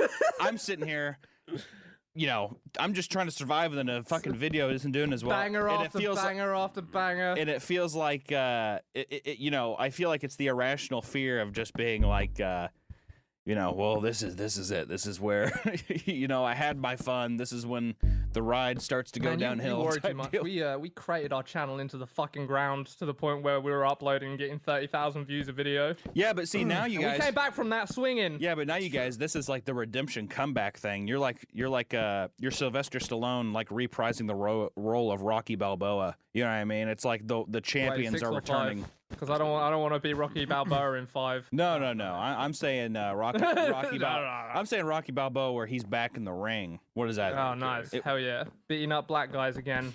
Yeah, he was like, like God intended. Rocky's back. He's beating up black guys again. Everyone's like, yeah! Minority. Yeah! Come here, minority. I'm gonna punch you. Yeah, that's my favorite one. Rocky 6. Rocky takes on the hood. I got a couple of changes I want to make to this neighborhood. This whole place used to be Italian. And he just goes on a fucking election campaign, and it ends in this awesome boxing match where the winner gets to become governor. Like on the podium while there's like confetti falling. Oh my god, we should write this. That's what made the movie so great, though. I think, like, back in the day. Because I actually enjoy Rocky 1 through 4, like, a lot. Yeah, the third one's okay. But Rocky 1, 2, and 4, great. Wait, third one's Clubber Lang. Mr. T. His name's Clubber Lang, idiot. Well, here in America, we call him Mr. T. Get it right. But you're clearly a casual. I don't know if I can talk to you. But the you know, and it's weird because the first Rocky movie is like actually just super good. It's like a great just like film altogether. And then I like how they after that they're like, all right, you know, we got Oscar gold. Let's do it again. we got Oscar gold. So where do we go from here? And it's like we're gonna take down the serious tones a little bit. We're gonna raise the schlock a lot to a point where there's no going back. Like once we hit this level of schlock. Oh, they did go back though. Committed. They did. Oh, I know, and it's like it's great. It was impressive. Like you're right. They were like, all right, it's the Cold War. Let's have Rocky fighting a Russian. The Russian has state-of-the-art equipment. Rocky has to climb mountains. And then, like, the fucking Soviet Union applauds him at the end. And you're like, from that peak, you can never go back to serious. But then in Rocky Talk Balboa, about one of the most inspirational endings to a movie ever. You have the guy literally punch a man once to death in the beginning. He's sitting there and he's just like, they have this huge show. I remember they even had like James Brown. living in America, Coca-Cola, McDonald's. He's like dancing around. Everyone's like, yeah, Apollo Creed, you're the best, Apollo. Yeah, just gets cold cocked immediately. Just he gets fucking knocked the fuck out to death. I was just saying, just not even knocked out, like literally just punched to death. Just one punch. And he's dead, and they're like, I bet he felt stupid after that big entrance. yeah. I mean, like after that, I feel like there would have been no more humble entrances. It's like a VH1 behind the music type deal, except for sports. It's like, yeah. I mean, after that, everyone just kind of completely stopped doing the dramatic entrances because you figured out that you could get your ass beat and killed pretty quickly. Yeah, it's hard. Just as like from a script writing perspective, makes it really harder to feel sorry for Apollo after that showboating entrance, and then he just gets fucking destroyed. Yeah. You're like, well, before this, I was kind of rooting for him, but now I want him to die, and that's what happened. Well, in the first two movies, at least, they make him, I feel like he is way more in depth with the story. I mean, he's like usually the main villain or like the main guy's got to fight. But between these movies, I feel like it was like a long time between each movie, if I remember right. Like from 2 to 3, it was okay, but then from 3 to 4, I think it was like maybe 3 or 4 years went by or something like that. I can't remember. But but between 3 and 4 though, you have this huge gap, and now you just don't give a fuck about Apollo as much anymore because you're like, oh, he's Rocky's friend, who cares? So then whenever he dies at the beginning, I was just like, yeah, I mean, what the fuck? Like, what do you expect? The guy's a fucking Hulk. I don't feel bad. I'm just like, what a dumbass. He came in with like all these fireworks and shit and just gets punched once and he's dead. I'm like, well, shouldn't have been there. You shouldn't have been there. I liked him. Oh, I mean, I like Apollo Creed. Is Rocky's buddy. Yeah. And he did the showboating shit for the other 2 fights too, but they build him up as like a guy that you care about. So yeah, never mind. Do they? Yeah, they do. Yeah, This in the third movie. You people are fucking traitors. Traitors to America. The only character you're supposed to think about is Rocky. Isn't Rocky 3 when they're running on the beach and then we got the ginormous, disgusting thighs? How dare you? In the sun. They're beautiful. I like how that's what you remember. These giant fucking gross ass thighs. Yeah, because I wouldn't kiss them. In the third movie, they did the ultimate. Which people always go back to the third movie and they're just like, I don't like that one because Rocky loses. And I'm like, dude, he lost in the fucking first movie. That was like the whole point, is that like, just because he loses, he's still a winner in our books because he fought the good fight. But I will say, I'll finally get off the subject or whatever. But as much as I could talk about Rocky all day, but the ending to Rocky 4 is the most emotional and uplifting thing that's ever happened to cinema. You can't tell me at the end of Rocky 4 that, like, especially like right at the end, the nice build up. He gets into the ring. This is the man that killed his best friend, the only rival he ever loved, and he does the infamous line, "I will break you," and then they box it out, and then he does that classic Rocky thing where he like gets like ultimate stroke face, and he's like, "Come on, hit me." I love that. And he just starts punching him. Come on, you pussy, keep hitting me. Gives him a couple fucking dings. Bang, bang, bang. Adrian the whole time saying how he's gonna fail. Finally, of course, when he starts to win, she's like, "You can do it, Rock." You're like, "Fuck off, you fucking fair weather fan, you bitch," type deal. And then to be fair to Adrian, she did kind of get raped by Rocky. You can understand if there's some feelings of resentment there. Yeah, I made my girlfriend watch Rocky with me because she had never seen it, and I forgot about that part. It was the 70s. We had different. That was different ideas. That was masculinity. Yeah, that was. She wanted it. That was a woman who didn't know what she wanted. So I mean, he just gave her. He gave her a helping hand. On Rocky had to show her. That's you gotta apply pressure on people to see who the true person is underneath. I mean, for the love of Guys God. out. She's working at a failing fucking pet store in like the Bronx. She should be thankful that Rocky Well, I'm just saying. took her to the sweet life. She probably has autism or something at that point too. She did seem like she had autism. Yeah, like They both that was did. retconned later, but It was literally an autistic love Love on story. the spectrum. Exactly. That's the real love on the spectrum I want to see is fucking Rocky. What rational man wakes up? Hey, Adrian, stay. Look at my turtles. I got some I got turtles. Sorry, does my breath smell bad? I just ate 4 raw eggs. I don't know. I mean, I did brush my teeth. But yeah, at the end of that, when he finally does win, I remember every time I watch that movie, I like have a, which is it's unfortunate now with how, you know, America is and the world is now or whatever, in the sense of like I feel like I can't parade. I feel like if I went to a screening of Rocky IV in the movie theater, because every time I watch it at home, I have my American flag with me, because at the end of that movie, you just want to fucking run with an American flag because you're just like, fuck you, Russia. Like, America! That's the ultimate, like, at the end of the movie, you're just like, it's so great to be American at the end of that movie. So, I feel like... And then at the start of the next one, he's literally got, like, he's shaking and he's got Alzheimer's. It's just a real... You can't watch those back to back. It's a real buzzkill. Yeah, 4 to 5, it was such a weird take in the sense of, like... the only thing I liked about that was immediately, like, it's like opening scene, Rocky, you know, richest dude, richest athlete ever. His son's drawn like Looney Tunes porn. You remember that part? No. He like, goes up to his son's room. He's like, "What are you doing?" Because he's all edgy because Adrian died. That's the only good part of that movie is Adrian's dead. Wait, Adrian died. She didn't die in 4. And no, in 5. In 5. She didn't die in 5. Yeah, she was dead in 5. She was dead by the time 6 rolled around. They just didn't recast her, but she was alive in 5. What happened? Did they get separated or something? No, she was just mad because he gave his gross boxing shorts to Tommy Gunn instead of their son. Are you sure? I'm not sure I've seen this movie now that you guys talk about Are it. you sure? Because I'm pretty sure in 5, the whole thing was like, I thought he was either going broke or he like... No, that's Rocky Balboa.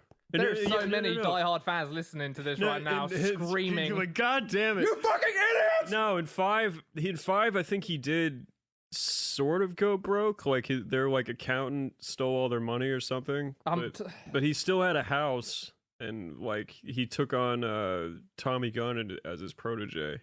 And then they didn't have like a real boxing match at the end. They like fought in the parking lot of the bar.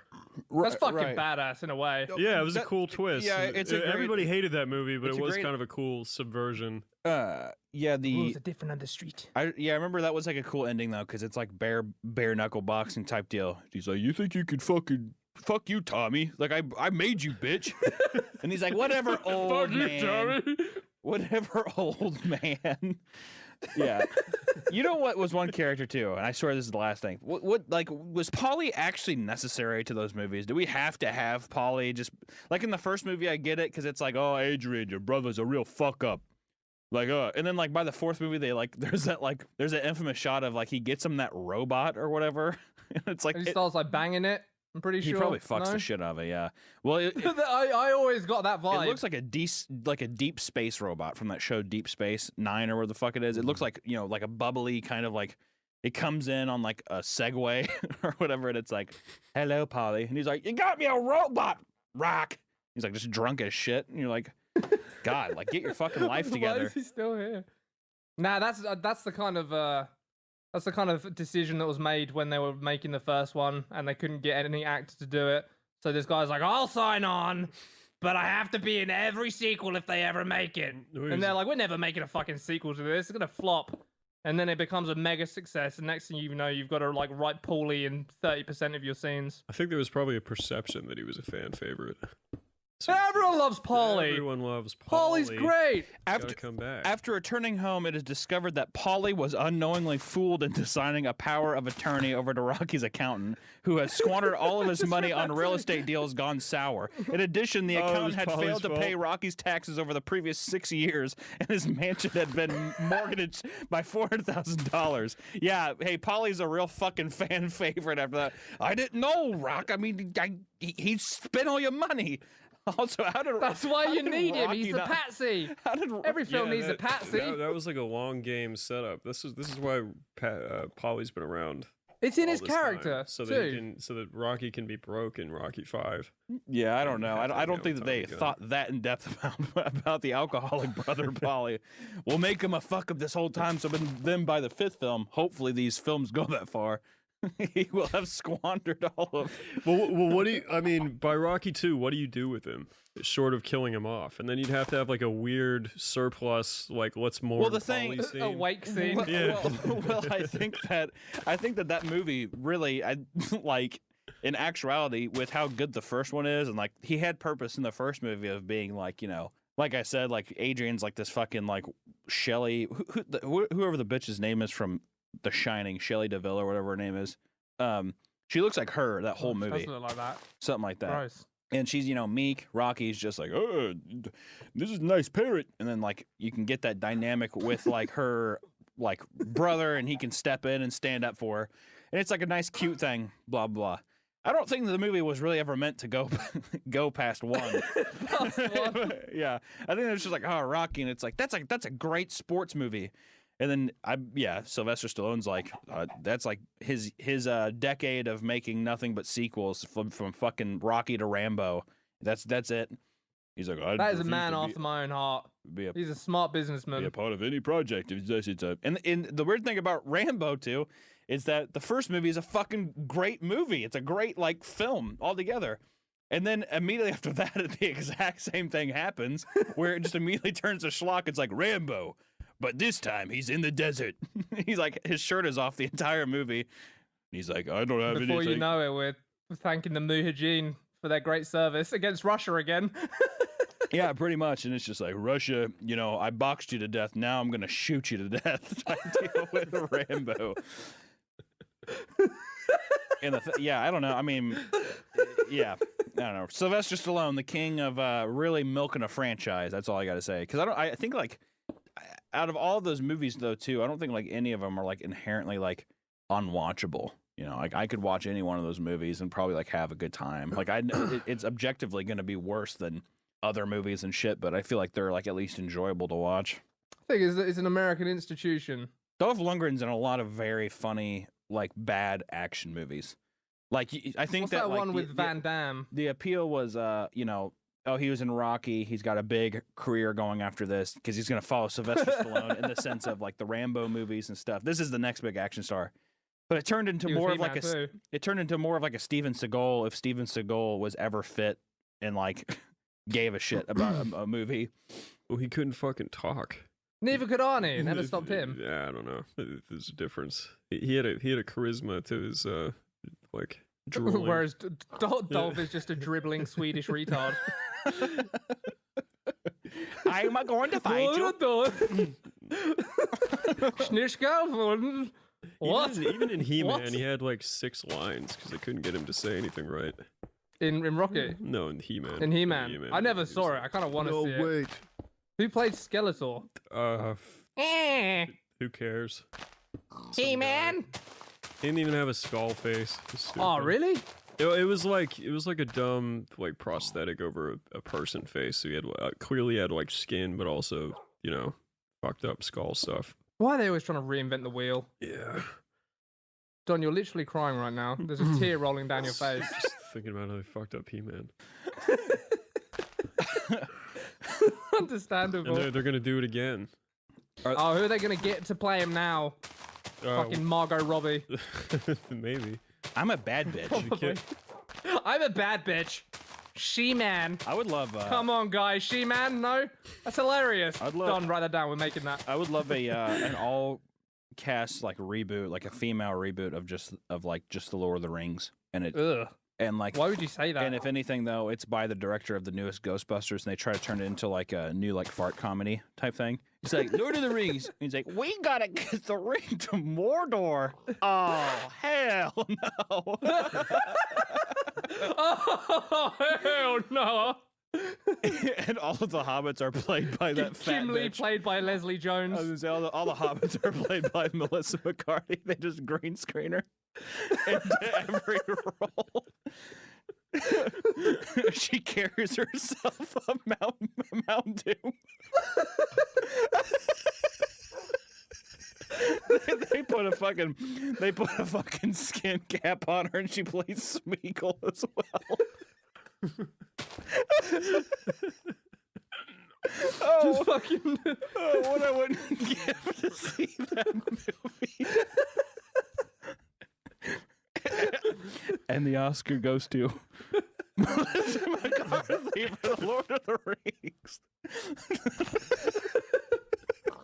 I just want to thank Peter Jackson and all those that believed in me for this performance. Oh, man. I wonder how much money that would cost. I wonder how long that production would take. Well, you're done with your Frodo sessions. Now let's go in and do Sam.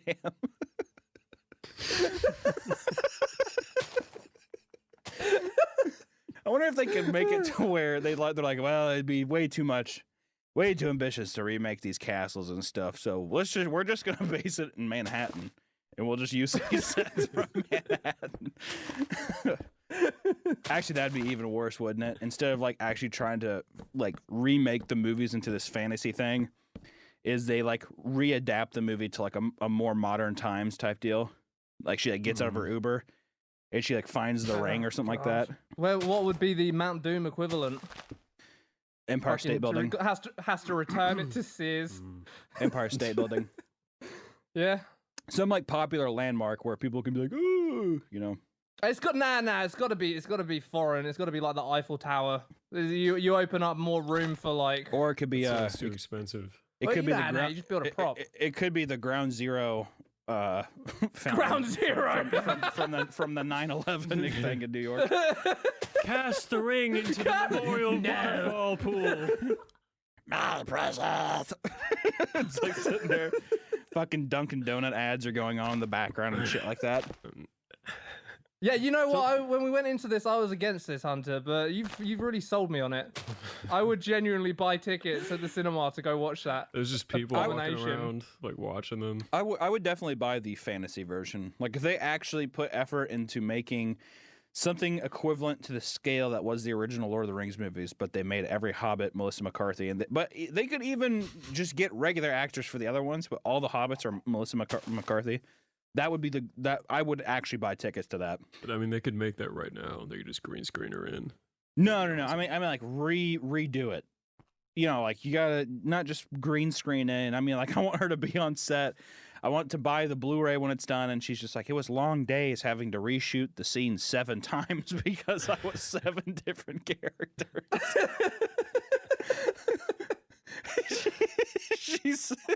Can you imagine Hobbiton at the beginning of that fucking movie when it's like, she's every Hobbit. Every Hobbit. Every single Hobbit. It's like Bilbo's like, I forgot how old he is. He's like 111th or I forgot how old. Is that his 111th birthday or something? I can't remember. At the beginning of the Lord of the Rings. Who cares? Well, I care. But the, you know, they're having that party and stuff, and there's just all these different, you know, hobbits going around, introduced, and every single one of them would be Melissa McCarthy. Could you imagine that payoff reveal of like, especially the the part in the pub where Sam is like checking out that like really gross looking hobbit chick, and Frodo's like, "Go on, Sam, talk to her," and he like Melissa McCarthy looks over to another Melissa McCarthy.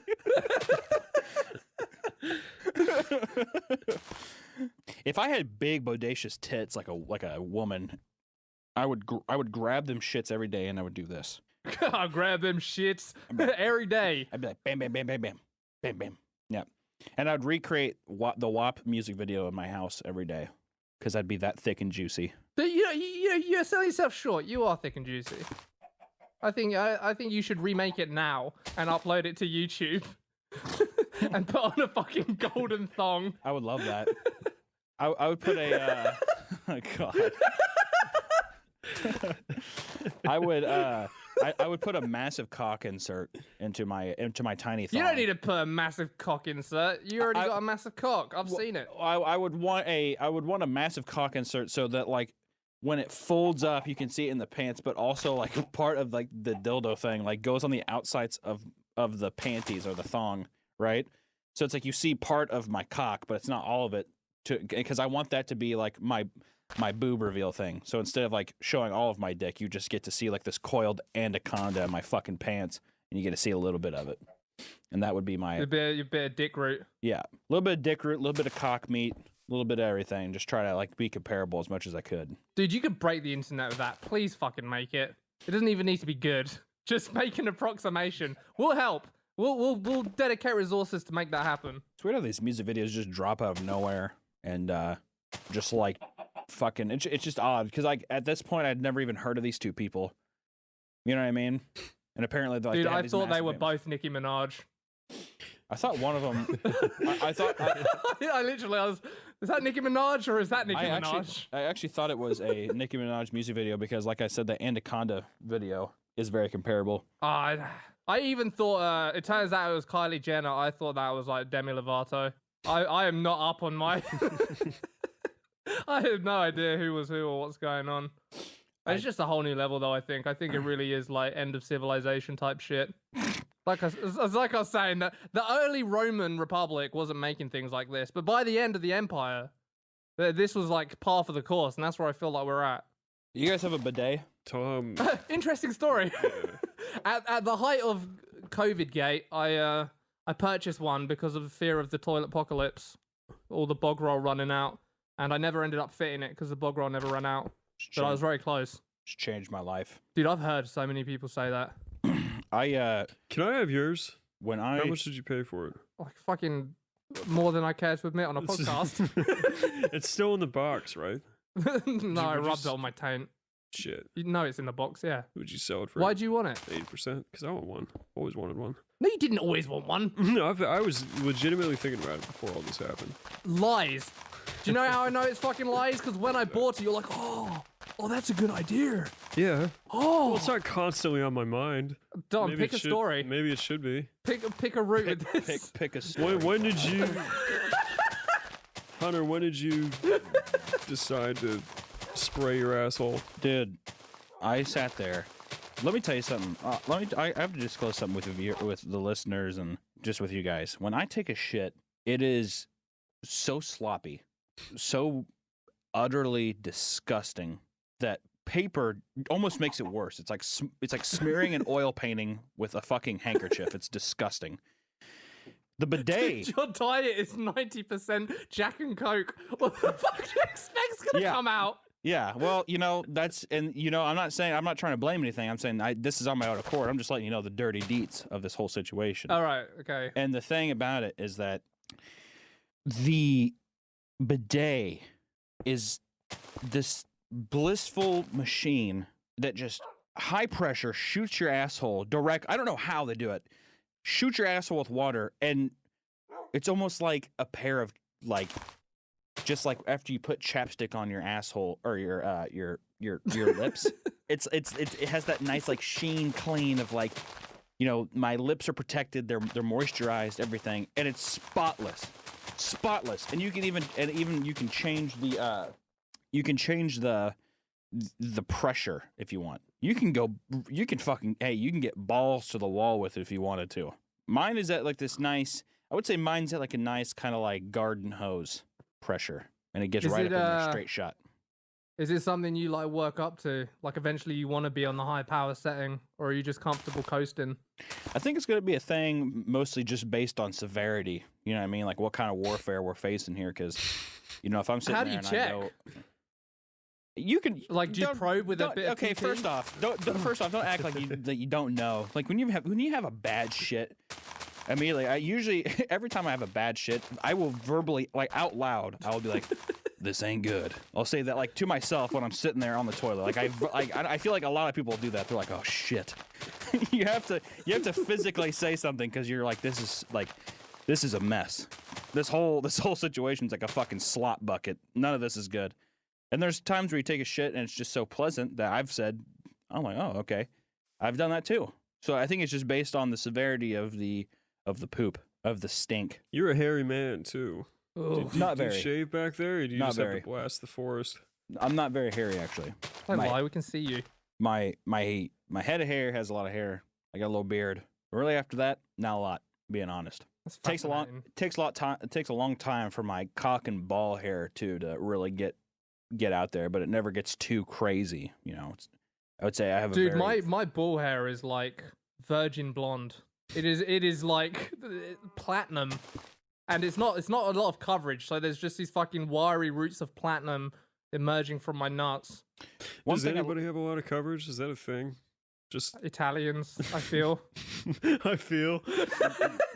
I mean, it must be. This is fucking. my grandfather always told me, this is actually literally something he used to tell me, because he was like, because I used to complain when I was playing baseball, because I'd be like, you know, I'm like, when I'm older, I want to have a big like beard or whatever, and he's like, you gotta have hair on your nuts before that can happen. We'd laugh, blah blah, and he's just like, you know how hairy you can tell a man's nutsack is?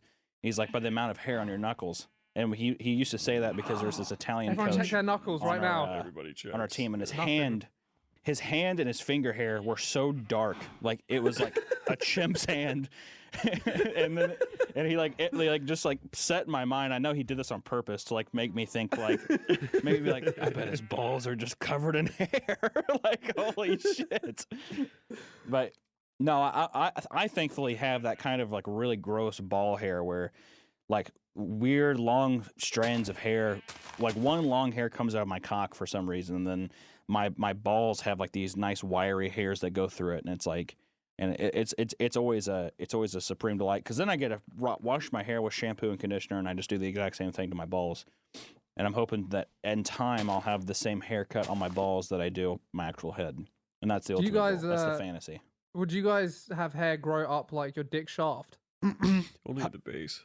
Mine goes all the way to the top, like a furry trellis. You actually. wish. You have like. That sounds amazing. You mean the hair like climbs its way from the root, or there's like pores all the way up?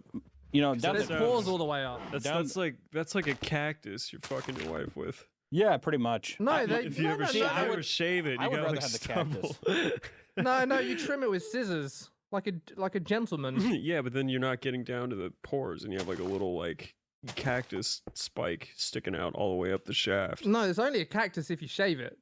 Okay. Yeah, How's it going to be a cactus if you cut it with scissors? Because you're not getting all the way to the bottom. yeah, So, it would be a little pricklies. You can have little pricklies. With Yeah. not with the scissors. So what? Because you're not shaving it, they're not coming out at like the odd angle that makes the like pores bulge out. or Well, it's like whatever. stubble versus like cutting a beard with scissors. Like stubble comes out when you shave it, and stubble is rough. But the longer the hair gets, the finer the tip of the hair gets. I don't so think I would it ever- becomes softer. So you leave like a woolly mammoth. It's dick. not a woolly mammoth. First off, it's sporadic platinum strands, as I've well explained to you. It's not a woolly But- mammoth. It's a rat. It's very small. It's not even a rat. It's not. You guys are thinking too much Well, coverage. No, he's got the foreskin too, so I'm thinking like a woolly mammoth like trunk, but like a that's nose. more accurate. like the trunk. like the nose, you know, like the Yeah. No, fucking- it's more like that. Yeah. I feel like I'm gonna like I'm gonna now s- forever picture Tom's cock Man, that's as like horrific. a flat mammoth nose. I get down as far as I can go. I've tried shaving it, but it just the angle or somehow something about the skin, it just won't let me get rid of it fully. that you like Shaving a stuff cock that is thing hard. in anyone. What do you? I don't understand. I don't understand you. Just Okay, well, first off, I wear condoms, okay. so problem one eliminated. But Okay. even if I wasn't, like, what do you imagine happens? Like, it gets like trapped, It just can't. tangled. It just can't feel nice. It feels like velvet or silk. Little gliders. Yeah, little Yeah, they help. Little shoes. Like a horseshoe. I'd love a nice. I'd love if you could hammer in a shoe on your cock like that, like a similar to a horseshoe. Fucking Just- based. Just hammer it in, take it off, clean it up. If you had to tattoo your dick, what would you tattoo it, Hunter? Oh, It's a question directed at you. oh, god damn it. Ah, I feel like oh, I've got one. I feel like I would treat it like an arm sleeve, like an old sailor, and I would have a bunch of like really Anchors. trendy, little trendy American traditional tattoos, like those little stars to really cover the whole thing. And then I would get one of those boats that's like Nautical by a stars lighthouse type running the deal, length of it. and then Okay. and then on the underside of it, so then so people could see the boat. And like, oh, that's actually a nice tattoo. That's very well done. You know, they'd compliment it. And then I would lift my cock up to show underneath it, and it would say, "Home is where the heart is." And that's what that's Can I do that's mine? Can I? That should be on mine. Go ahead. Can I? Yeah, I would write "fuck you" on the bottom of it. Come on, guys. Okay. Nice, Okay. right? Double That fucking entendre. sucks. That sucks. Double entendre. That sucks. How does that suck? Fuck you, and then you fuck them. It's double. Okay, so explain. That means there's two meanings. So what's the first meaning? First means fuck you. Okay. Second meaning but is no fuck one, you. But no one can see it. She can see it. Yeah. But where's the? Why would you be telling her there's- fuck There's you? only one meaning. Because I have angry hate sex. You walk in and When drop I- your pants and pull your. I'm like, dick out. listen, bitch, fuck you. She's like, okay. All right, fine. Jesus. She gets really you start. What would you whenever call? you're Would working you, at would you your call that like belt. your other middle finger or something like that, or would you call like what kind? Yeah, I mean, because you so the middle finger's fuck you. What would you call that? Be like, well, he dropped trow to to show me his like his third finger. That's or what I'm something, you know saying. what I He mean? goes for his Something along belt, that and line. then she knows he's mad. You got to show her the. And it's not because I'm gonna the beat other- her with the belt. The other sign. Yeah, it's because I'm gonna fuck you. I think. What do you got, Don, Mr. Fucking critic? I don't have any. Easy to be a critic, hard to be in the arena I would never do that to myself. because you're a fucking pussy bitch. That's true. So you can't Look even at him, imagine Hunter, a he just world. takes it. You can't even imagine a world where you like if someone was like you have to get a tattoo or it was the new trend because you're a your little cock. trend you're a little like fashion trend person. is. You know. You like This is to, you cool like to, now. I'm gonna do you it. like to follow trying it. to So get- if it became something where it was like considered cool and hip, and you Stop went to bullying the me.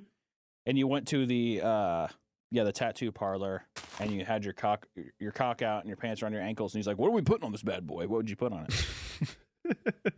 Don can only fit like Well, 3 letters. First of all, I can't deny that, but I'm trying to get away from that, and that's why I wear shirts with cartoons on them like a retard because it's better than wearing polos. I feel like there's. Second of all, I feel like to cut in on that deal is if you're a grown man and you wear a shirt that says Nickelodeon or something like that, or it still has Nickelodeon characters on it, fuck off. There's certain. What are you wearing today, Don?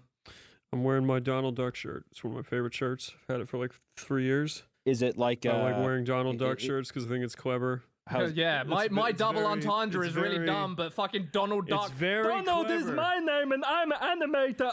People will see the and they're like, "Oh, his name's Don too, and he makes cartoons." Oh, he's so deep and complex. That's a cool uniform. Sorry, can we get back to what you'd have tattooed on your cock? Yeah. I would, you know, what, Donald I would, Duck. I would take no. Donald Duck. Feathers. I want some feathers. Sorry, No, I would, sorry, I dropped. I would take the artistic route and have him tattoo some nice, chiaroscuro shadows to accentuate the size and girth. You know? So it would be like almost an enhancement, really. It's like a cosmetic. Wait, what the fuck Exactly. is a chiaroscuro? I think that's the word. I don't know anything about art. I just draw. What is it? It's like it's like a style. You just gotta stop. It's I've got to stop. Who Yeah. built these? just leave it like perfect. All right. Every time we do this, Tom knocks the sound panel off the wall because he has no perception of object permanence, and he backs up and hits it with his chair. Yeah, I'd get like little gradient shadows under the shaft. You know what I mean? Like at the top, like somebody shaded it, like it was a drawing. Those shadows should exist naturally, Don. They do. It's accentuation. It's like an increase in contrast. Right. So in any lighting. I feel like you're revealing your tiny penis live on stream. Just answering the question. I will say to get off cock subjects is what's the last movie you guys watched? actually sat down and watched. I don't like I appreciate the segue, but I also don't like that. That's how we ended about your dick. Yeah. It seems like Hunter's saving me. It's like, okay, Don, your dick is small. Let's talk about something else. So No, I'll spare you the embarrassment. because one, the only reason I'm doing that is because we've been on the dick subject a long time, and then also I'm legitimately curious. Why do Because you think? because as Why do you the- think dwelling is boring? That's as my the, question. Huh? Yeah, what's wrong with you? Like whenever we make fun of you for a while, you find that boring. Like whenever we talk about something for a while, you find it boring. You're really self-conscious about talking about Rocky for 40 minutes, but I think that's That's a solid podcast. I think that's the height of our podcasting career. What was so my- far. well, also, I wasn't even a diversion. I was actually just legitimately curious. I was curious. Oh, boy. What was the question? What's the last film we've seen? Well, You first. You watch stuff every day. it might have been Lighthouse. Have I watched anything since then? I can't remember. Okay, I'll say. I watched that Eurovision Song Contest film, and it was phenomenal. You really liked it, right? It was so good. Good. I've been. Eurovision's. What was it? Oh, Hunter, this is right up your fucking alley. You like cringe, right? So there's this yearly event held in Europe that is a song contest between all of the countries of Europe. They put together... First, you've got, like, internal rounds. Like, you've got people from the country competing against other people from the country. That's not so televised. Wait, is this the Will Ferrell movie? Yeah. But the And it was film is good. based on an event. It was fucking great. And I'm a tough crowd, you know it. But... yeah. Yeah, these countries in Europe all put together like a performing singing act. And that includes, like all the countries of Europe, that includes like the East Bloc. And they haven't been so far removed from like communism that they've got like any sense of taste yet. So they always put in these awful fucking like Russian bands. And it is the like epitome of cringe. And it's so beautiful. You just need to watch like one or two of these to get an idea for it. But they made a movie about that, and it's really faithful to the tropes, and it was very good. It's very funny. I think I wonder. Like I saw it, and I like Will Ferrell at his best, and I wanted to watch it. But he's made so many bad movies recently. I checked the reviews. that was You the can't deterrent watch it for me. without.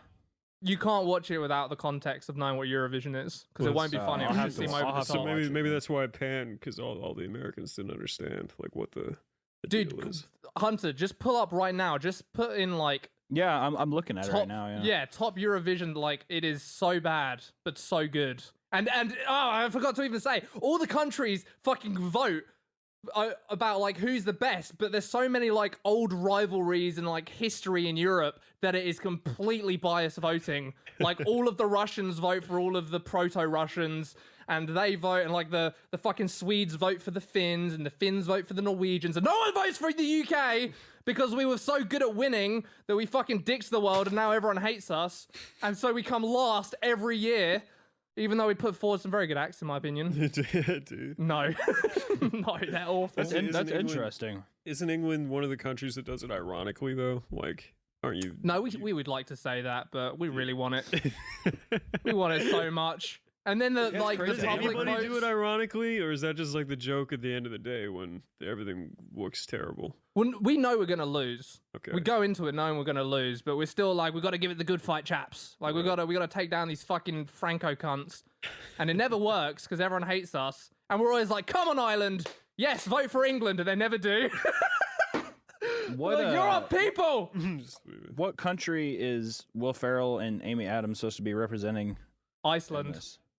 Iceland. Okay. dude, it's good, but you need to like ingest a I'll lot have of to- Eurovision. Yeah, I'll Maybe have to that's what watch some we'll do, YouTube yeah. clips of it and try to give it a watch because, like Don was saying, as soon as I saw Will Ferrell, especially with Amy Adams, I was like, this is just like going to be terrible. But I'll have No, to check it's it got out. heart. It's got great jokes. Like the writing's good. It's a real actual like good movie. You know, it's not fucking Shakespeare, but Well, it's, yeah, it's not no, what you I expect. you know, It's good. and I don't need it to be Shakespeare, but like, I just feel like some of like I would say the last 6 Will Ferrell movies have just been like really bad, like really 6? bad.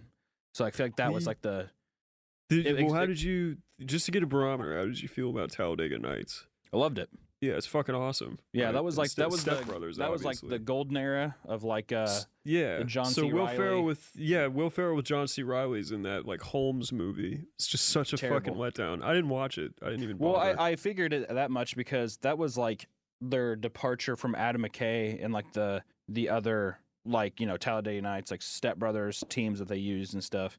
And then also this is also Will Ferrell after he's done fucking like 4 Kevin Hart movies, like 4 Mark Wahlberg movies. It's like that kind of thing where it's just like, oh fuck. Oh, you dude, didn't really? like the other guys? No, the other guys was fine. I meant like Daddy's Home was another one, I think. Oh, right. That they did together, where it's they like- made like 2 of those, right?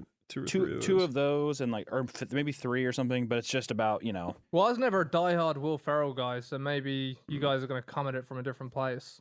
well, Like, yeah, I like some of I his guess films, but I didn't figure he was like this comedic genius. Did you like Talladega Nights? I don't know if I've seen it.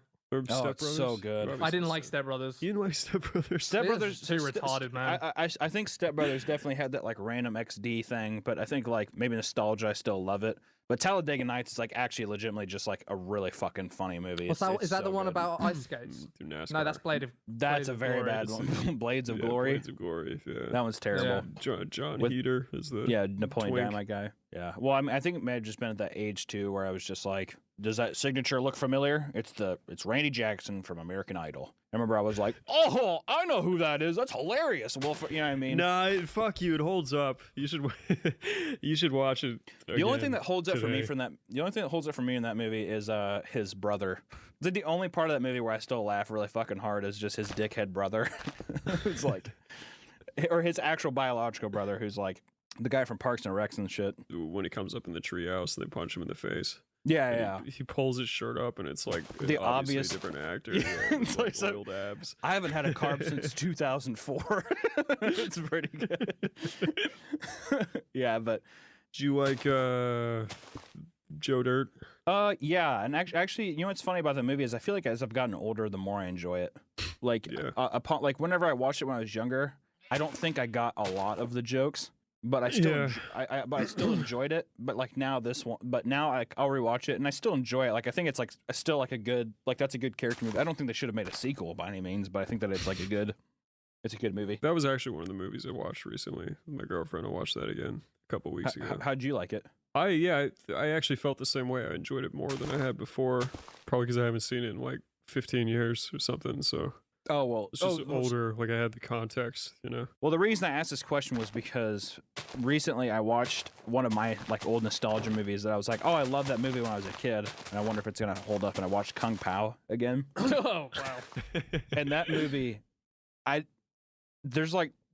haven't laughed that hard at a movie in a long time. Probably since I actually rewatched like the first Naked Gun movie. Kung Pao might actually be like my favorite comedy movie ever made.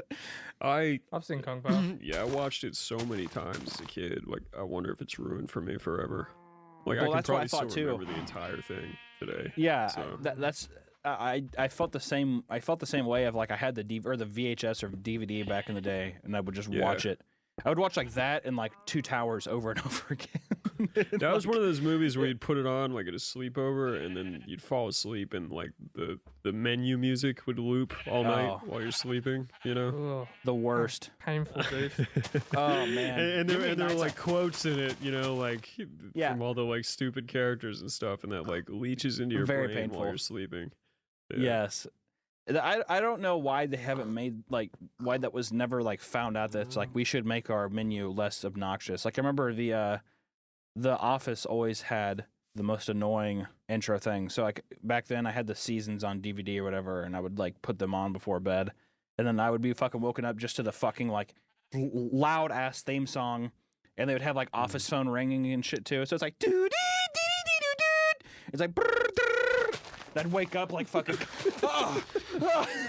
like we're fucking like, and you're like that kind of tired where you can't even fucking bother to like get out of bed and just press a Because button. you went to bed watching the fucking Office. I'm so tired. I've no idea. Well, I'm just like you wake up and you're like I am at this stage where I'm so comfortable that I don't want to get out of bed at all. So I'm like I'm sure I'll just drift back to sleep, but then it becomes this like mental.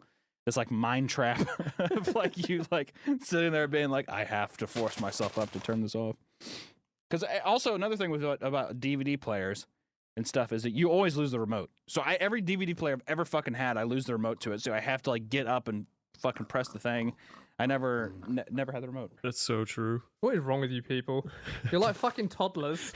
I didn't ever was a lose a toddler. fucking DVD remote. I was a toddler. What the fuck do you expect? I was a Yeah. child. I don't know. You're right. What did I expect? You had a TV and DVD player in your room when you were a child? PS2. How old are we yeah, talking? No, PS. How old are we PS2. talking? Man, I never had a TV in my room when I was a kid. My parents cared more about me. Oh, I I had had TV a, in my room. Yeah, When you were, like, I had to buy my kid? own. Though. What's? like- Give me some ages, folks. Like pre-teenager, like Oh, Yeah. like 20, Dude, I had a 22, PS2 and shit. like 22. 22, 23, I don't know. But how old, Yeah. Hunter? When you say you were a toddler, you don't How old were you? Because I don't think you were actually a toddler. I think you were like fucking 12. Yeah, I would say 12. Is 12 not a toddler? Are you not a kid when you're 12? I wouldn't classify 12 as a toddler. When you have kids, are you gonna have a fucking 12-year-old running around in diapers? No. Well, I guess that's also. I guess I don't use the same. I guess definition, or maybe I'm just misusing the word toddler. I guess when I would say toddler, I just 12 is too old to lose DVD remotes. I guess when I was 12, I'm pretty sure I shit my pants like twice in a year, just from like laughing too hard and I shit myself or something like that. Don? You've actually shit Now your you get pants? it. Now you get it. Get what? You shit your pants? No, that's What are my you point. talking about? Losing a DVD remote is on the same level as fucking shit in your pants. Everyone seems to have done this shit. I don't get that one. So many people shit their pants. How are you shitting your pants all the It's time? never happened to me. It's do you happening mean all the plural time? times. Twice all a the year time. is all the time when you're talking about defecating Yeah, inside your pants. You said you shit yourself twice when you were 12. Yeah, twice. when I He was said 12. twice a year. Twice a No, year. I said twice when I was 12. Okay. It's not a it's not like Are I'm these- like it's not like I'm like I have a People checklist. can rewind and they can hear exactly what you say, Hunter. You Can't play these you games can go with back me. because I I think said when I was 12, I shit myself twice in a year. I said, "What do you expect about losing a fucking remote?" Like obviously, like I'm All right. shit myself. I What misheard the fuck you. am I doing? It's a tiny ass remote. Also, they designed the fucking remote to be this big. What? And I'm like a 12-year-old kid. I don't give a fuck about cleaning my room. It's just a fucking. I didn't have Jordan Peterson in my life tell me that I needed to clean my room all the time. So then it gets lost. You throw shit let's- away, and then when you do clean a room, you just mindlessly throw shit You're into avoiding a the garbage crux can. of this problem, Yeah, you Hunter. gotta- Why were you shitting You yourself gotta get twice? You have Oh to well, get I into just it. I had to take a shit.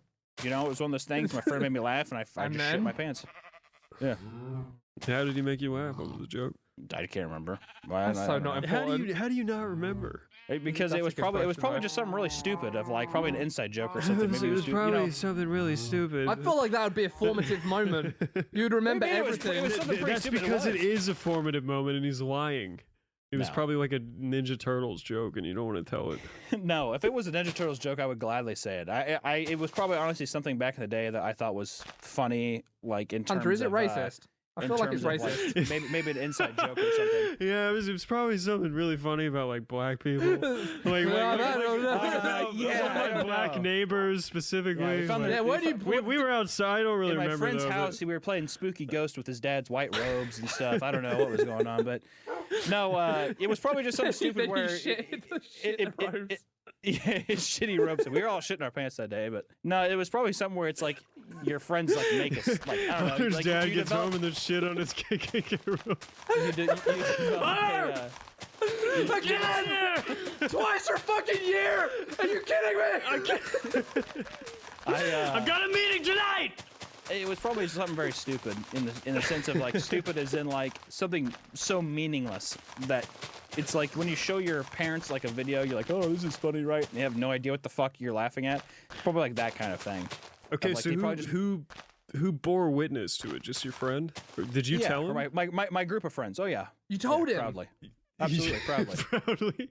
Yeah, Dude, I would be hiding that shit like no tomorrow, and I would lie about it for years. You cannot hide. There's such a How distinct much smell. shit with are we talking, shit. bro? It was You like a, fucking, you know, run. You just no, it's ambiguity of the crowd. You just blame a massive silent fart on one of them. No, it is so potent and it's so blatantly obvious where it's He coming. did describe his shit, to Especially- be fair. earlier. especially when it's coming from like Fucking a fat tar kid running who down your wears leg. nothing but fucking large black jackets and like DC shoes and basketball shorts. Like you're gonna that know where kid's that's definitely coming the one from. who shit himself. Type deal. And not even that, you could be. It's just shit has such a potent smell to it. But basically, yeah, I was like, dude, I just shit myself, and they're like, that's awesome. That's basically the end of it. And I threw away I threw away those underwear, and I just put it on my shorts without the shitty underwear in them. My friends would never have let me get away with that. Because this is just completely foreign to me. Like, what counts as shitting yourself? Just like a little, Like a rabbit pellet, or like No, I you would know, say it was it's a like spectrum. I would say, well, I mean, yeah, I mean, I would say any level of actual shit in your pants counts as shitting yourself. You know what I mean? Like any physical thing. But from what I can remember, it was a pretty hefty turd. From what I can remember. Did a whole like log make its way out? Yeah, but it was one of those ones where it was like, was You like can, 'cause you can feel a log. because that's like a process. That's Yeah, like, that's not just No, no, instant. no, no, no. Instantaneous. Listen. It was one of those logs where it is a log, but it's like kind of like a melted candy bar, where it's the smooth one. It isn't like the chunky brain one. It's- So then when you're sitting there, and then whenever someone does something like maybe like let's say to give an example, you and your friends have this ongoing joke where like you put your face up, and the kid like takes off his shirt and he just does me, which to you sounds stupid, but you in your friend group you form this joke and it's so funny. So then you're not expecting it, and your friend comes around. Okay, yeah, I'm done listening to that podcast for right now. Yeah, I just don't have the mental capacity just to continue listening to them talk about shitting themselves. Anyways, Easter Boy HumorDash here. I would like to bring to attention this chart right here. Yeah, it's a chart. And you know, we've had problems in the past. So here's the problem. Some of you are not subbed. It would be this blue bar. Some of you are subbed. It would be this gray bar. And that's the people who watch my videos. So the solution, I would say, is if you don't have an account, this might be you right here. Just don't go with Google Plus. They died in 2018. What a sad. It's so sad. So just get a Gmail. It's pretty simple, pretty self-explanatory. Gmail's pretty easy to use. With a, you can put a funny name in it, and then I'll read out the name. And that's like so cool, right? And then like right now, for like some people it says subscribed, and then hopefully they click the notification bell. But for you, it might actually say that you're not subscribed. So click it'll be like red, and it'll say like it'll be subscribe, and you click it, and you click the notification bell, and then that way you can know when I go live and I post videos. And I got some videos coming up soon, so probably in the next week I'll have like new videos. I'll have like a couple of showcase videos of the new project we were working on. And it's a very funny chart. So and it's coming from a funny guy, yours truly. So if you don't have an account, this might be you. Get a Gmail and then subscribe, so that this blue bar goes down, this gray bar goes up. You see where I'm sticking the flow at, Okay. Anyways, today we built a little bit of the golf course. We built a couple interiors. We listened to the Cream Crew podcast. That was a new podcast started by Meat Canyon and his fellow animators. Thank you guys for watching. I love you guys so much. You come to the streams every day, and I love it when you guys are here and you support the channel. It's just great. I mean, I can't say it better myself. I mean, honestly, I didn't know I'd even make it this far. Just like, be able to just stream every day, and like be able to like enjoy it, not get burnt out. Anyways, thank you guys for watching, and I have to go right now because I have to go work on a video, and I am going to have to set up a recording thing for OBS so that I can do this upcoming show on the Build the Earth channel. So like I'll put the Build the Earth channel in the chat, so that you guys can like go follow that channel. I need to put that in the chat so you guys can go subscribe to it. And that way I have like this TV show I'm working on that I'm going to like be interviewing BTE members, and I might even interview viewers of the shows. All you have to do is like sign an app. We'll have an application set up where if you want to be on the show and then be like say a couple things, then you'll be able to like come on the show for like a couple of seconds and in like a segment where like I talk to viewers, and I'll answer like one question, and then say something like, hey, so yeah, that was Billy Bob 43.